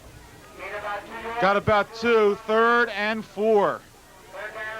Ball's on the 25-yard line. George Jeck playing field position football, Ken. I don't think you're going to see anything dangerous. He's going to run the ball, I think. He's going to be very cautious. He's going to be very careful. His team has played flawlessly on offense tonight as far as not giving South any field position, no turnovers. They've been very careful with what they've done, and they've executed very well. Tirella flanked to the far side. Split backfield. This is Gearity, who's alternating with Slevin at the left half position, and he's all the way down to the 20-yard line. 1st down for the Raiders. In comes Paul Hema, 77, replacing Jordan at tackle for the Indians. That's a power play. Quarterback reverse pivots. The lead back, the fullback, McIntyre, leads up inside, and they give the ball there to Gearity, following his lead blocker up through. It's a good, safe, conservative play, high consistency kind of a play, and the offensive line is dominating. They're knocking South backwards, and East is picking up 1st down. Here's a timeout. And the ball's on the 24-yard line right now. 19-yard line, I'm sorry. 19-yard line, 1st and 10. Now I didn't see him signify Raiders timeout. It's an equipment problem. There's a player coming off I didn't see McIntyre go off, but he had a problem with his helmet. So that's the official's timeout for repair of the helmet. I'm going to send Joe Slevin to the far side this time as the flanker.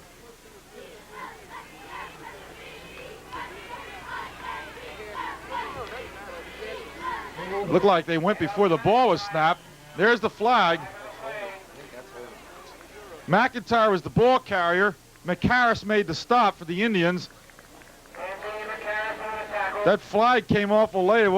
I was looking for the illegal procedure against the East, but that flag apparently signifying something else. It was thrown by the umpire, Ken, who stands in the defensive secondary. Normally the umpire will call a violation by the offensive lineman. Generally, it's a holding violation or an unsportsmanlike conduct violation, and that's what it is here because they're stepping off a 15-yard penalty now. So it probably was a holding penalty in there called by the umpire. Back to the 34-yard line. 2nd and 25. First down, rather. Tirella will go wide this time as the flanker for the Raiders. Now again, we get the flag.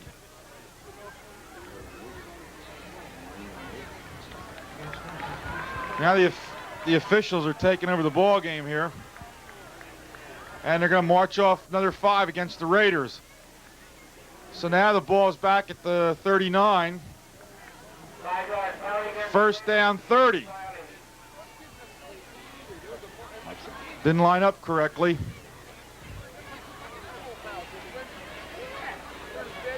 Same formation, Tirella flanked to the far side.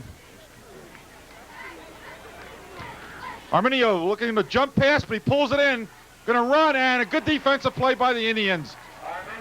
He wanted to throw that jump pass, and Brewitt, the linebacker, would not let him turn inside as he kept the ball. Brewitt did an excellent job there, Ken. He fought off a blocker, never did buy that fake, and defeated the blocker there. Brewitt's just a young sophomore football player, held his ground very well and made the tackle on Arminio, who's a very good runner. So great play there by Scotty Brewitt. No gain on the play. 2nd and 30. Arminio wants to throw on the run. He does. Flag. The pass is completed by... Let's see what that flag's going to be. Carrico was the receiver. Signorino put that vicious hit on him. Here's the playback, Ken. Arminio fakes the play action pass, sprints, throws very well on the run. A good hit there. I think the whole thing is going to be nullified. Randy Carrico was the receiver for Toms River East. These flags are getting to be just about on every play now. And they're going to march off 15. That's going to put it back in Raider territory to 46. Oh, wow, let's figure out how many yards they got to go, Ron. Well, let's see, it was 30. About 44 yards. 44 yards, 2nd and 44. Ken, East hasn't been doing this to themselves too much tonight. Earlier in the year, though, they've been their own worst enemy. Every now and then they go into these bad spells, and they have a lot of penalties, and they've hurt themselves quite often this year with these kind of penalties. Man in motion, Tirella. Arminio, there's the pop pass over the middle. Slevin drops it. That's the play they faked the last time. This time he throws it. 3rd down coming up. Joe Slevin, who's an excellent receiver, took that screen pass earlier in the game for a 42-yard run there. Of course, he drops the pass here, but they just want to hit Joe Slevin on the run. He's got good speed. He's an elusive runner, hoping he can break a long play here. But, of course, Drew, on that play, began to run before he caught the ball, and, of course, you can't do that. 3rd and long. Fake to Tirella, the wingback coming around. Now he's going to throw, and he's got a man open. Hits him. Good hit by Forrester on defense. This is Pat Slevin who caught the ball, number 28. Forrester right there and put a good hit on him. Well, South's playing it safe, Ken. When you need 44 yards, there's not a whole lot the offense can do. Here's the play back, the man in motion coming back. They fake to the man in motion. South has given him the underneath pass. A real good hit there by Tommy Forrester. The play is good for about 12 or 15 yards, but when you need as much as East does, they're probably going to be confronted with a punting situation. Machiarelli dropping back to punt. He's standing at his own 45. Lidlow drops back for South. He's going to kick that one out of bounds. And let's see where the official's going to mark it. 20-yard line, 1st and 10 Indians. Score 17-3, Toms River East. John Machiarelli is a very adept punter at kicking the ball out of bounds, Ken. He really didn't do a real good job kicking to the coffin corner that time. It went out about on the 20-yard line. Same place it would have gone out had he kicked it into the end zone. But normally he does that very well.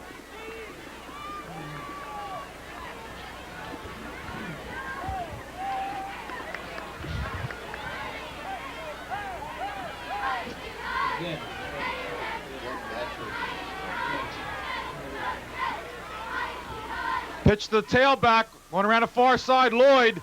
Lloyd turning the corner. There is a flag once again back where Forrester was laying on the ground, back at the 19.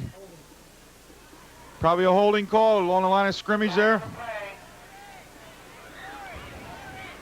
Ken, I think very interesting to point out, Toms River South puts the ball in play from their own 19-yard line. Bad field position. George Jeck is being successful now in his strategy of playing field position football today. South putting the ball in play from the 19-yard line, so each and every time they put it in play, they're in the shadows of their own goal line. When East puts the ball into play, they're usually somewhere in South territory. And let's watch that for the rest of the game and see if that pattern continues. After the penalty, the ball's back at the 9-yard line. Indians bottled up. Personal foul was the call. Half the distance to the goal line was the penalty. Biankowski to the near side. And they hand it off straight ahead. Lloyd, the ball carrier, maybe a yard. 3rd down coming up. Got a half a yard on the play. South has been unable to establish the running game, Ken. Now, of course, that makes it a little bit easier for Toms River East because they're forcing South into these big passing situations, and now they've got their choice of either rushing a bunch of defenders or dropping back a bunch of defenders. In either case, it makes it a little bit tougher to pass the football. Indians keep shifting. This time they have Signorino in a slot. Forrester rolling to the left. Throws. Got his man, Biankowski. That is complete. First, very close to that marker. The marker went down. Let's see where they marked the ball. Maybe a 1st down. He's right around the 20, 30-yard line. Going to be about a yard, half a yard short. 3rd down coming up. Hanley comes in with a play for the Indians. Ball's on the 29-yard line. That was a 19-yard pass play. Forrester to Biankowski.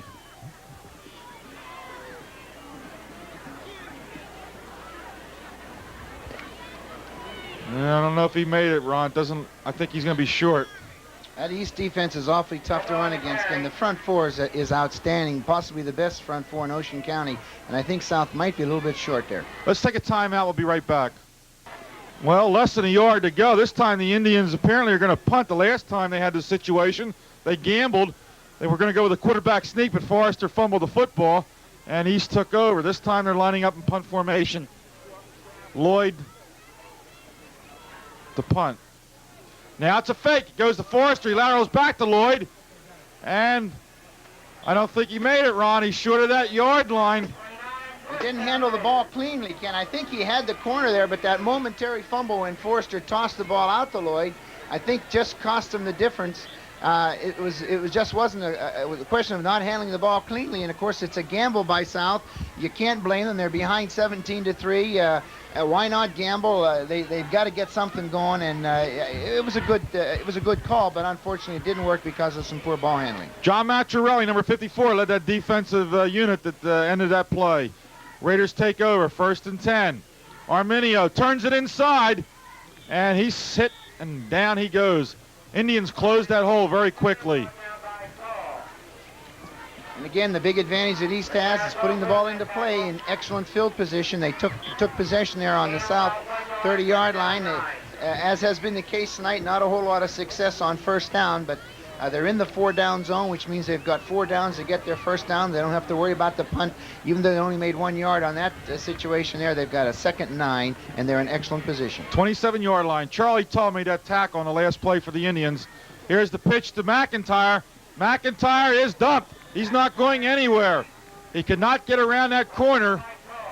Tull again makes the stop. 2 good plays in a row by Charlie Tull, the left end, number 72. Toms River East loves to run that play from that double wing formation, Ken. They put both wingbacks to the side in which they're going to go, then quick pitch the ball. South adjusted to it very, very well and stretched the play out. Charlie Tull making the big play. No gain for East. Now we've got a 3rd and 9. Raiders trying to break a 3-game losing streak. Double wing to the right.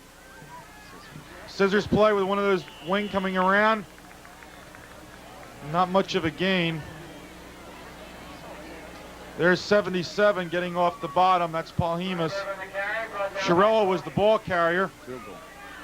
We got a 4th down. They need 6. Field goal unit coming on here. Machiarelli's already kicked a 44-yarder tonight. Ken, that last play, the Scissors, that was that double wing formation again. That's the counter to it. They fake the quick pitch and they try to keep the defense honest by coming back with the inside wing back on a Scissors play. South was able to stop it. Here goes Machiarelli with his field goal attempt. 41-yard attempt. No, it's low. No good. Couldn't get it up in the air.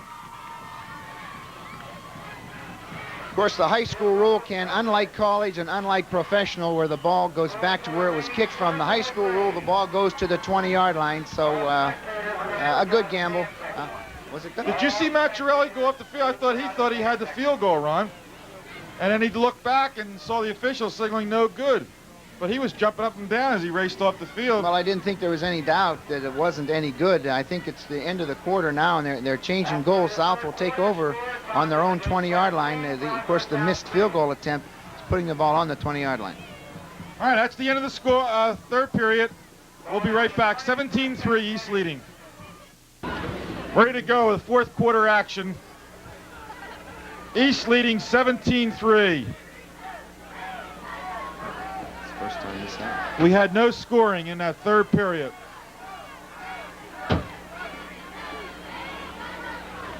Forrester going down the hash mark, intercepted. There he goes, Bobby Scott, and he's got a touchdown. Let's see if we can figure the distance on this, Ron. 45-yard pass interception by Bob Scott, the outstanding safety man of the Indians, of the Raiders, and he goes all the way down the near sideline. Laying back there as a free safety, playing the deep zone, Ken. He anticipated extremely well, and he took that thing on the run. That's what really made it for him. When he intercepted, he was running at full speed. He just took it right to the flag. That's the first time South had gone to the shotgun here in the 2nd half. I'm sure they would like to have used it a little bit more in the 3rd quarter because they had a good bit of luck with it in the 1st half, but the bad field position during the entire 3rd quarter had hurt their opportunity of using that shotgun. Of course, with time running out now, Coach Samuel Ass deciding to throw all caution to the wind, go to the shotgun, and Bobby Scott just came up with that great play. That's going to make it 26-3. Bob Scott is a very good athlete. He was one of the quarterbacks last year for the Raiders, and they decided to go with Arminio. And as I said in an earlier broadcast, George Jeck decided last year put the best athletes on the defensive unit. And Scott was exceptional last year, and he's left them there with the development of Arminio at quarterback. And there's Scott picking the ball off. We saw an earlier game against Lakewood where Scott had 2 interceptions in one game. Machiarelli attempting to add the 27th point here. 24th rather. It's 23-3. 24-3. Machiarelli adds the kick.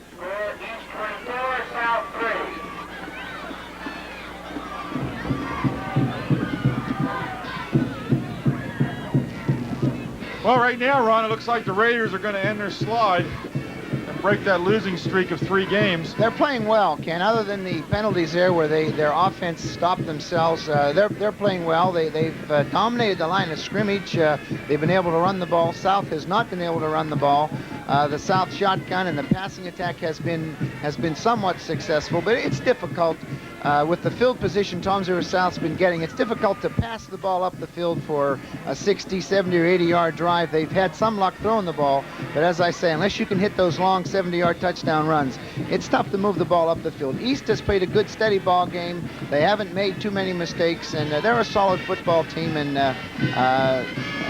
give them credit for playing a good ball game tonight. Apparently a penalty after that extra point, Ron, or after the touchdown, because we have the East Raiders kicking off from the South 45-yard line. And should be no problem at all for Machiarelli to put the ball in the end zone from here. And again, South is going to be in the shadow of their own goal line, putting the ball in play on the 20. And that goes through the end zone. So 1st and 10 for the Indians from their own 20-yard line here in the 4th period. That scoring play on the first play of the last quarter, Bob Scott picking off the Forrester aerial, going 45 yards for the touchdown on the very first play of the last quarter. Of course, Toms River East now in an excellent situation, Ken. Coach Ed Sarluca calling the defenses over there has really got his choice. He can rush 6 or 7 and put pressure on Forrester, or he can rush 4 and drop back 6 or 7, covering the zones and double covering various receivers, making it awfully tough on Toms River South, who is in no position now to attempt to run the ball. Pitch to the tailback, hands off. Here comes the reverse. And Ron Signorino trying to get to the sideline to turn it upfield, but Vinnie Gearity tripped him up, and McGarry fouled on the play. No gain on the play. He stretched it out well, Ken. They had their defensive end stayed at home. It was a tie between him and the blocker, but it did stretch the play out. They weren't able to get upfield at all. A well-designed play and a good play on a first down situation. Unfortunately, it didn't work, and South now is looking at a 2nd and 10 situation. Biankowski goes to the far side. Signorino in the slot to the far side. 2nd down. Forrester straight back, sets up and throws, going long to Signorino. Incomplete. That's going to bring up a 3rd down and 10.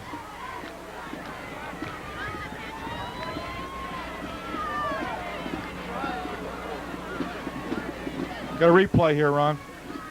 This is a well-thrown ball by Tommy Forrester. He's got enough time. He's got that good strong arm. This should have been caught. It was a tough catch there. It would have been a big play. 3rd and 10.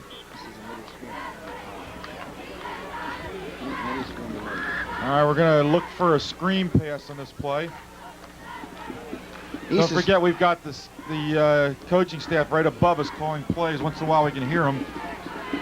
There it is, over the middle. Lloyd, the receiver. Lloyd gets some room. And Lloyd running hard. 1st down easily. Making the stop for Toms River East, Chris Schiavo, number 47. But he's got the 1st down. The ball's up to the 38-yard line. There's the playback, Ken. You see, it's a well-executed play, and of course it puts some doubt now in those defensive linemen's mind. They say, gee, I don't want to rush too hard. Maybe they're going to try that screen again. South tried it twice today, and both times it's worked for them successfully. Donald Lloyd is a back with good speed and good running ability, and of course he showed it there as he gets South out of a big hole, 1st and 10 situation. Signorino, the flanker, right in front of the Indian bench to the near side. They pitch to the tailback, handing off to Signorino, wants to throw. Signorino going to run with the ball now, and ridden out of bounds at the 41-yard line. More razzle-dazzle by the Indians. But the Raider defense had the receivers covered. They weren't fooled. This is the playback, and this is a common play that you see in the pros. I think they wanted to throw the ball to the quarterback here, and he never did get out. And since he wasn't out, there was nobody to throw to, so Signorino just took the ball and ran it for about a 3-yard gain, second and 7 situation. Lloyd in motion to the far side. Flag on a play. Completes the pass to Signorino, then he drops the football. But I believe the play's whistled dead before he dropped it. There is a flag back in the Indian backfield. And that's going to go against South for motion. Indians can't seem to get anything going here. Their penalties hurting them when they do complete something. Well, they've had 2 weeks to prepare, Ken, and they're pulling out all stops. As you can see, they've worked hard the past 2 weeks. They've put in a lot of different plays, a lot of innovations.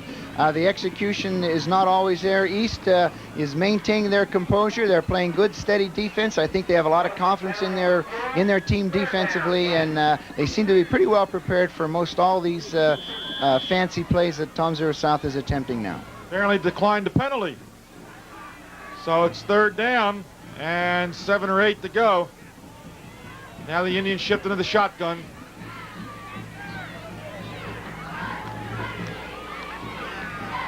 Almost a bad snap, but Forrester pulls it down, gets rid of it quickly, hits his man, Hanley. Hanley at midfield. 1st and 10 Indians. Brian Hanley, number 88, 6'1", 180-pound senior end.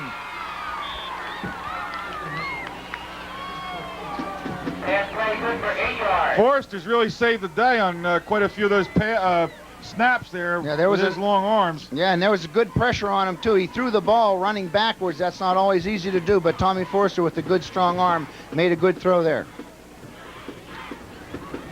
Forrester wants to throw on the run, running to the right, getting pressure, gets it off, and he's got a completion. Now they rule him out of bounds. The man caught the ball, Biankowski, but he's ruled out of bounds. Covering was Slevin, number 42. Yeah, he was running for his life, Ken. As we've been saying, now East knows they've got South in a situation where South must pass. And Eddie Sarluca over there calling the defenses, and he's either going to bring 6 or 7 or he's going to drop back 6 or 7. And it's a nice situation for East to be in. Of course, it's tough for Toms River South. Second and 10. Ball right on the midfield stripe. Here's a shift. Into the shotgun. Forrester coming to the near side, hits Signorino through his hands. 3rd down coming up.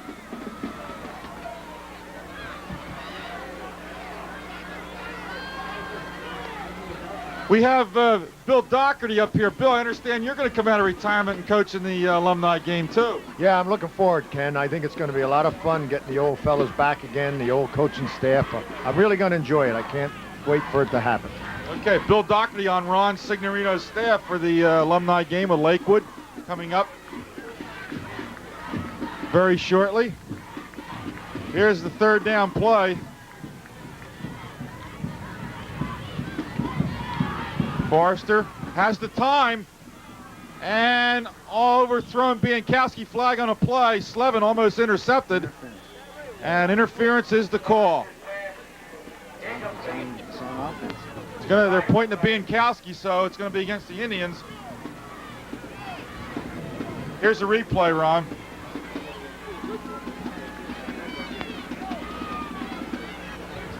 You really can't see the interference there at all, Ken, but Toms River East obviously will take it because offensive interference, as we said earlier in the broadcast, not only is it a 15-yard penalty, but it is a loss of down. So there's not really any choice here for Toms River East. Ron, who else is going to be on your coaching staff for the alumni game? Hey, we've got some good ones going all the way back. The offense, you've talked to Bill Doherty, is going to have the receivers. Pete Bush is going to be a player coach. We've talked about him as a player earlier during the first half, Ken. He's also going to coach the offensive line for us. Ray Wilson, who coached Toms River South backfield during the late 70s or the late 60s and early 70s is going to come out and work with our offensive backs. The defense will be in the hands of two of our really outstanding defensive coordinators that we've had down through the years. Pete Cole, who ran our defense in the later 70s, and Bob Fiacco, who was an assistant at South for about 9 years and ran our defense in the late 60s and early 70s. We think we have a real all-American coaching staff. Bob Fiacco hasn't even been in retirement for a full year yet, and he's coming out already to coach in the alumni game. And Bobby's looking forward to it. He enjoyed coaching Harry Walters and Bobby Hermani and those great players that we had there in the late 60s and early 70s. Of course, he's a very enthusiastic guy. We had a meeting the other night, and we were reminiscing about old times, and Bob's looking forward to it. He's kind of maintained a low profile this entire football season, kept pretty much out of sight, tried to stay out of everybody's hair, and but this is going to be a week for him to, you know, kind of bring back old memories and get out in front of the crowd and really have a good time. I'm looking forward to it, and I know Bob is. Ron, you're going to have to win this game to keep Bob's record on tarnish. He went out his last game as coach. He won the state championship up at Giant Stadium last year for Toms River North over Brick.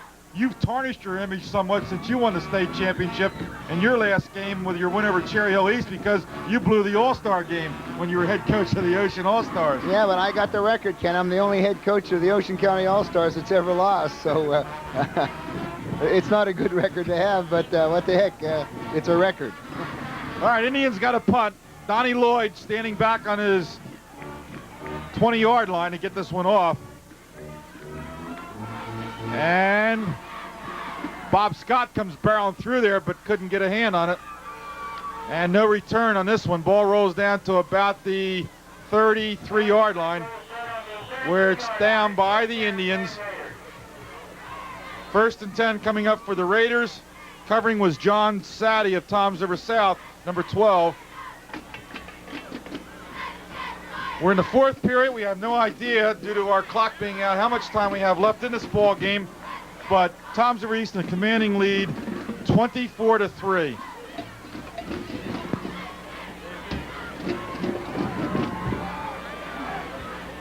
By the time you get in it.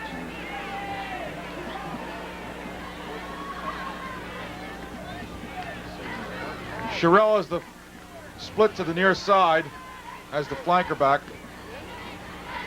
Arminio looking to throw to Chiarella and almost intercepted, couldn't quite hang on. And that is Lloyd for the Indians. Broke that play up at midfield. 2nd and 10. We got to start thinking about our players of the game, Ron, for Toms River East.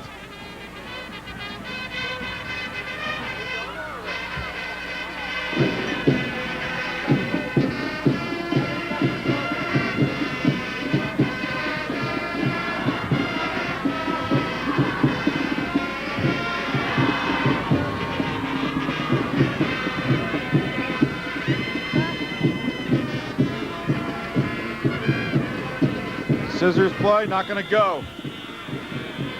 Indians stack it up. 2nd down, 3rd down coming up. Ken Scott made the tackle for the Indians. He's calling the signals there for the Indians. Coming into the lineup, number 69, Carl Solivieri. He replaces number 53, Jordan. This is a 3rd and 9.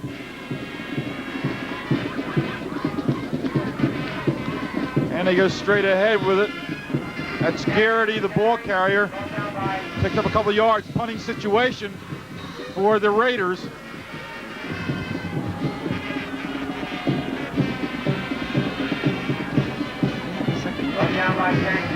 Dropping back for the Indians, Tom Forrester, number 10.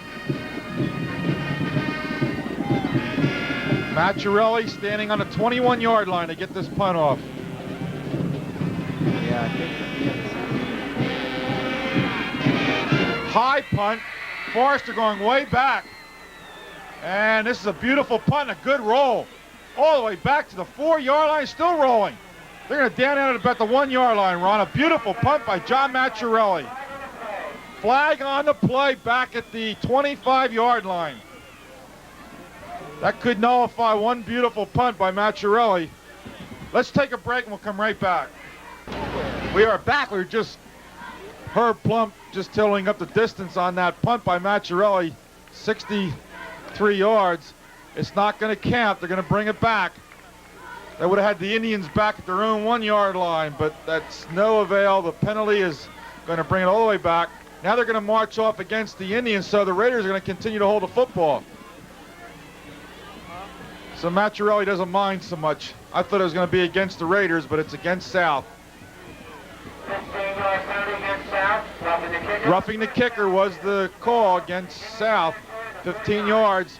1st and 10 for the Raiders at the Indian 49.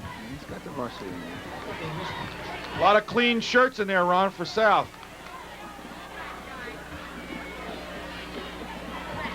McIntyre, the ball carrier, picks up 3.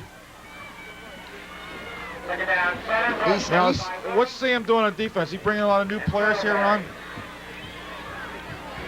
Or we have the regular unit in there? Well, I'm trying to look out there. I see some regulars. I think most of them are regulars in there yet. I noticed Kenny Scott is out there. Soliveri's in at tackle. He's played a good bit of tackle this year. Bobby Wooley's a linebacker.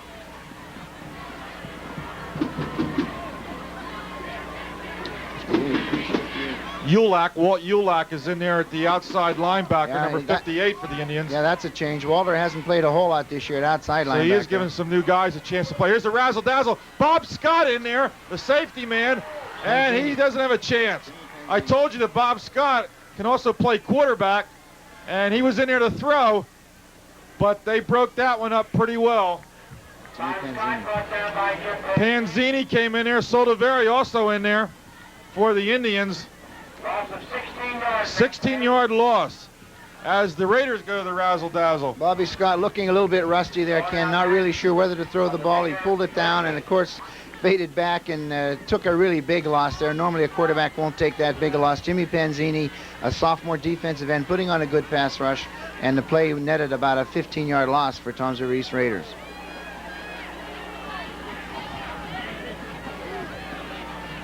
Third down play. Arminio to throw.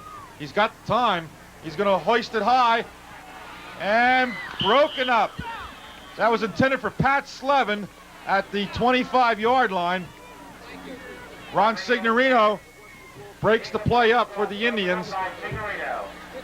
Punting situation for the Raiders. Last period of the game, 24-3. Raiders leading the Indians. Dropping back for South is Forrester, number 10.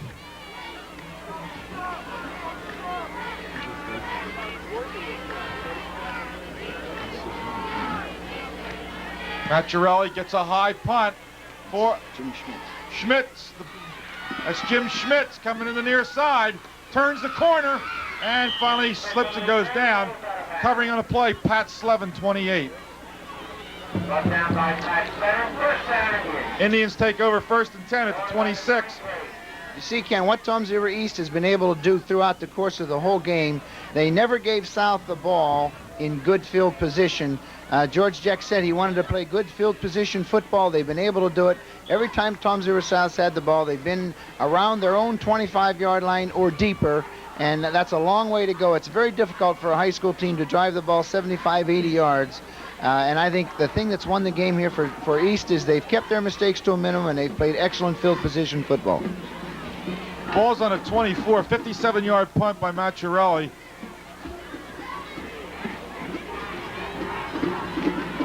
Here goes the rollout and the throw by Forrester. Got a man wide open. Hits him. Hanley is the receiver. He's almost at midfield. 1st and 10 Indians at the 48.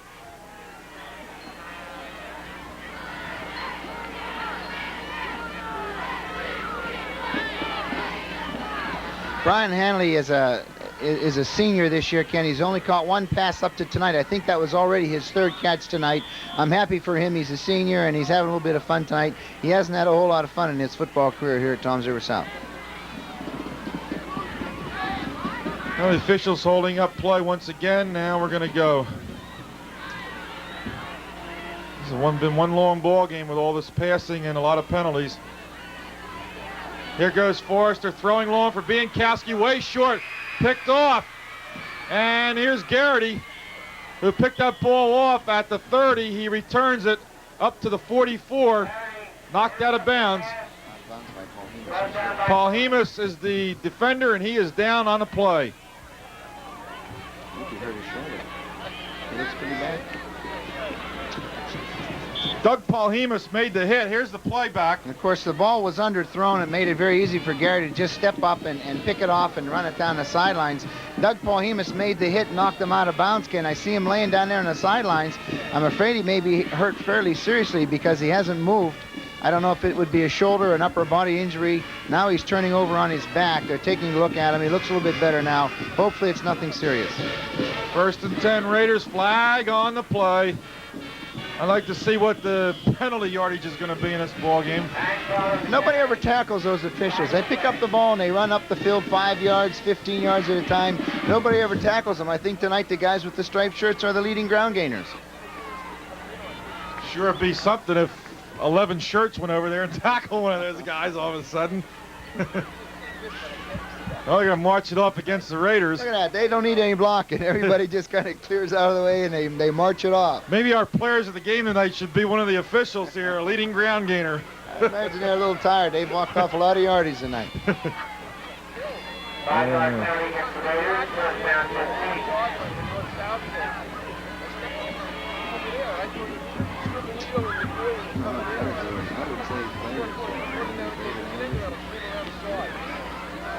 I was going to say Machiarelli.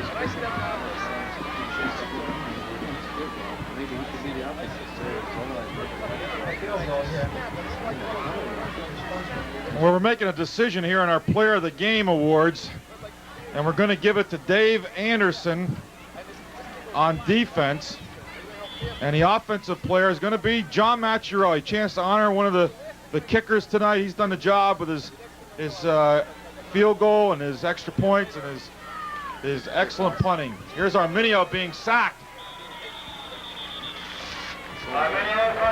Soliberry makes the tackle. Yeah, when you think about the game, Ken, and you think about why East won it, I think you got to give a lot of credit to their kicking units, their specialty units. One of the reasons why they're able to play such good field position football. Machiarelli kicked off extremely well. He punted well, except for the one that he shanked early in the game.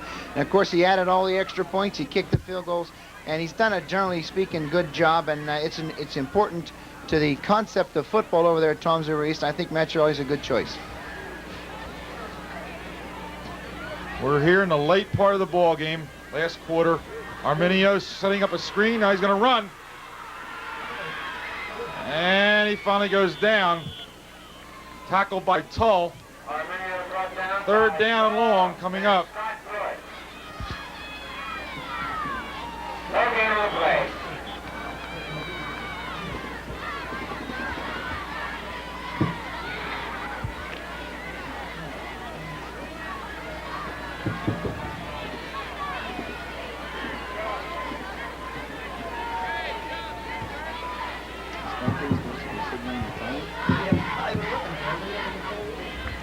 Well, we got a 3rd down coming up, long yardage.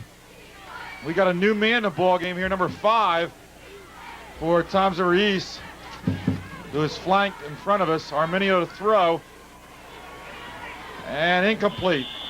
Arminio's pass incomplete. 4th down coming up. I'm wondering what happened to our man, Bill Doherty. Ken, we sent him down, and he was supposed to go down and check on the time for us and signal, but I'm beginning to wonder what happened to Bill. I don't see him down there at all. He's letting us down. Let's go, Coach.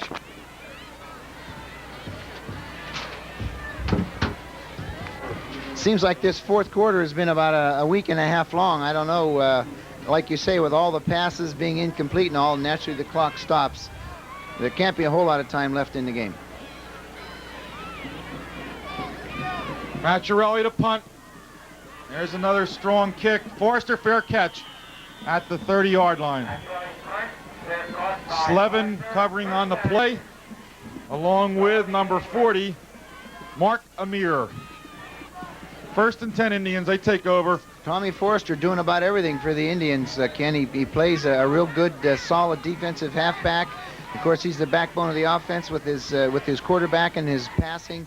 And now, the last couple of times we see him back there returning the punt. So he's a busy boy, and he's a good kid. He's got a lot of spirit, a lot of gumption, and does anything the coaches ask him to do.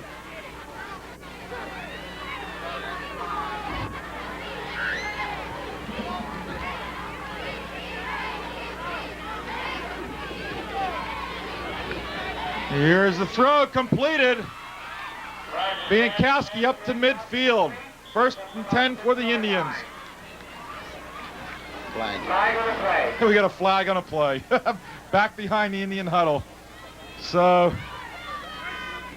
I don't know, I think, here's a replay, Ron. These flags are getting to be a little silly now. Unsportsmanlike conduct. Unsportsmanlike conduct is a call on this one. Against East. Brian Biankowski is the leading receiver in Ocean County. Ken, he's also one of the leading receivers in the entire Jersey Shore. He hasn't caught a whole lot tonight. They haven't thrown to him quite as much as they've been throwing to him, but there you saw him make a good catch and for a big play, and I guess it's going to stick. The penalty is against Toms River East Raiders, and of course South wisely refuses it.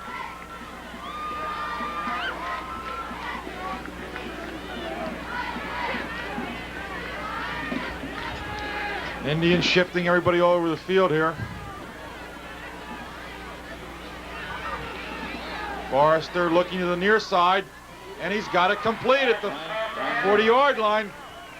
Hanley is the receiver. Gearity made the stop. And there's another flag sitting on the 45-yard line.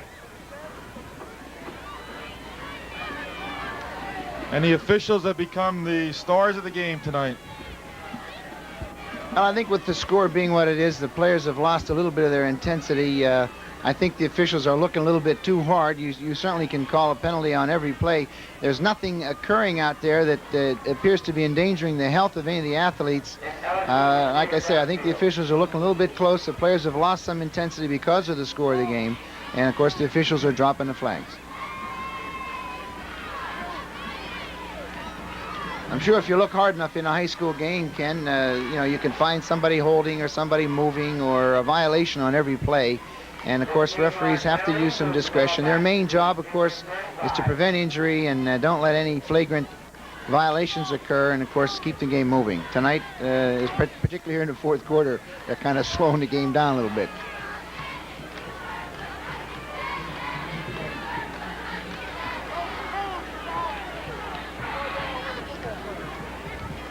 Here's Forrester throwing, got him again, completed.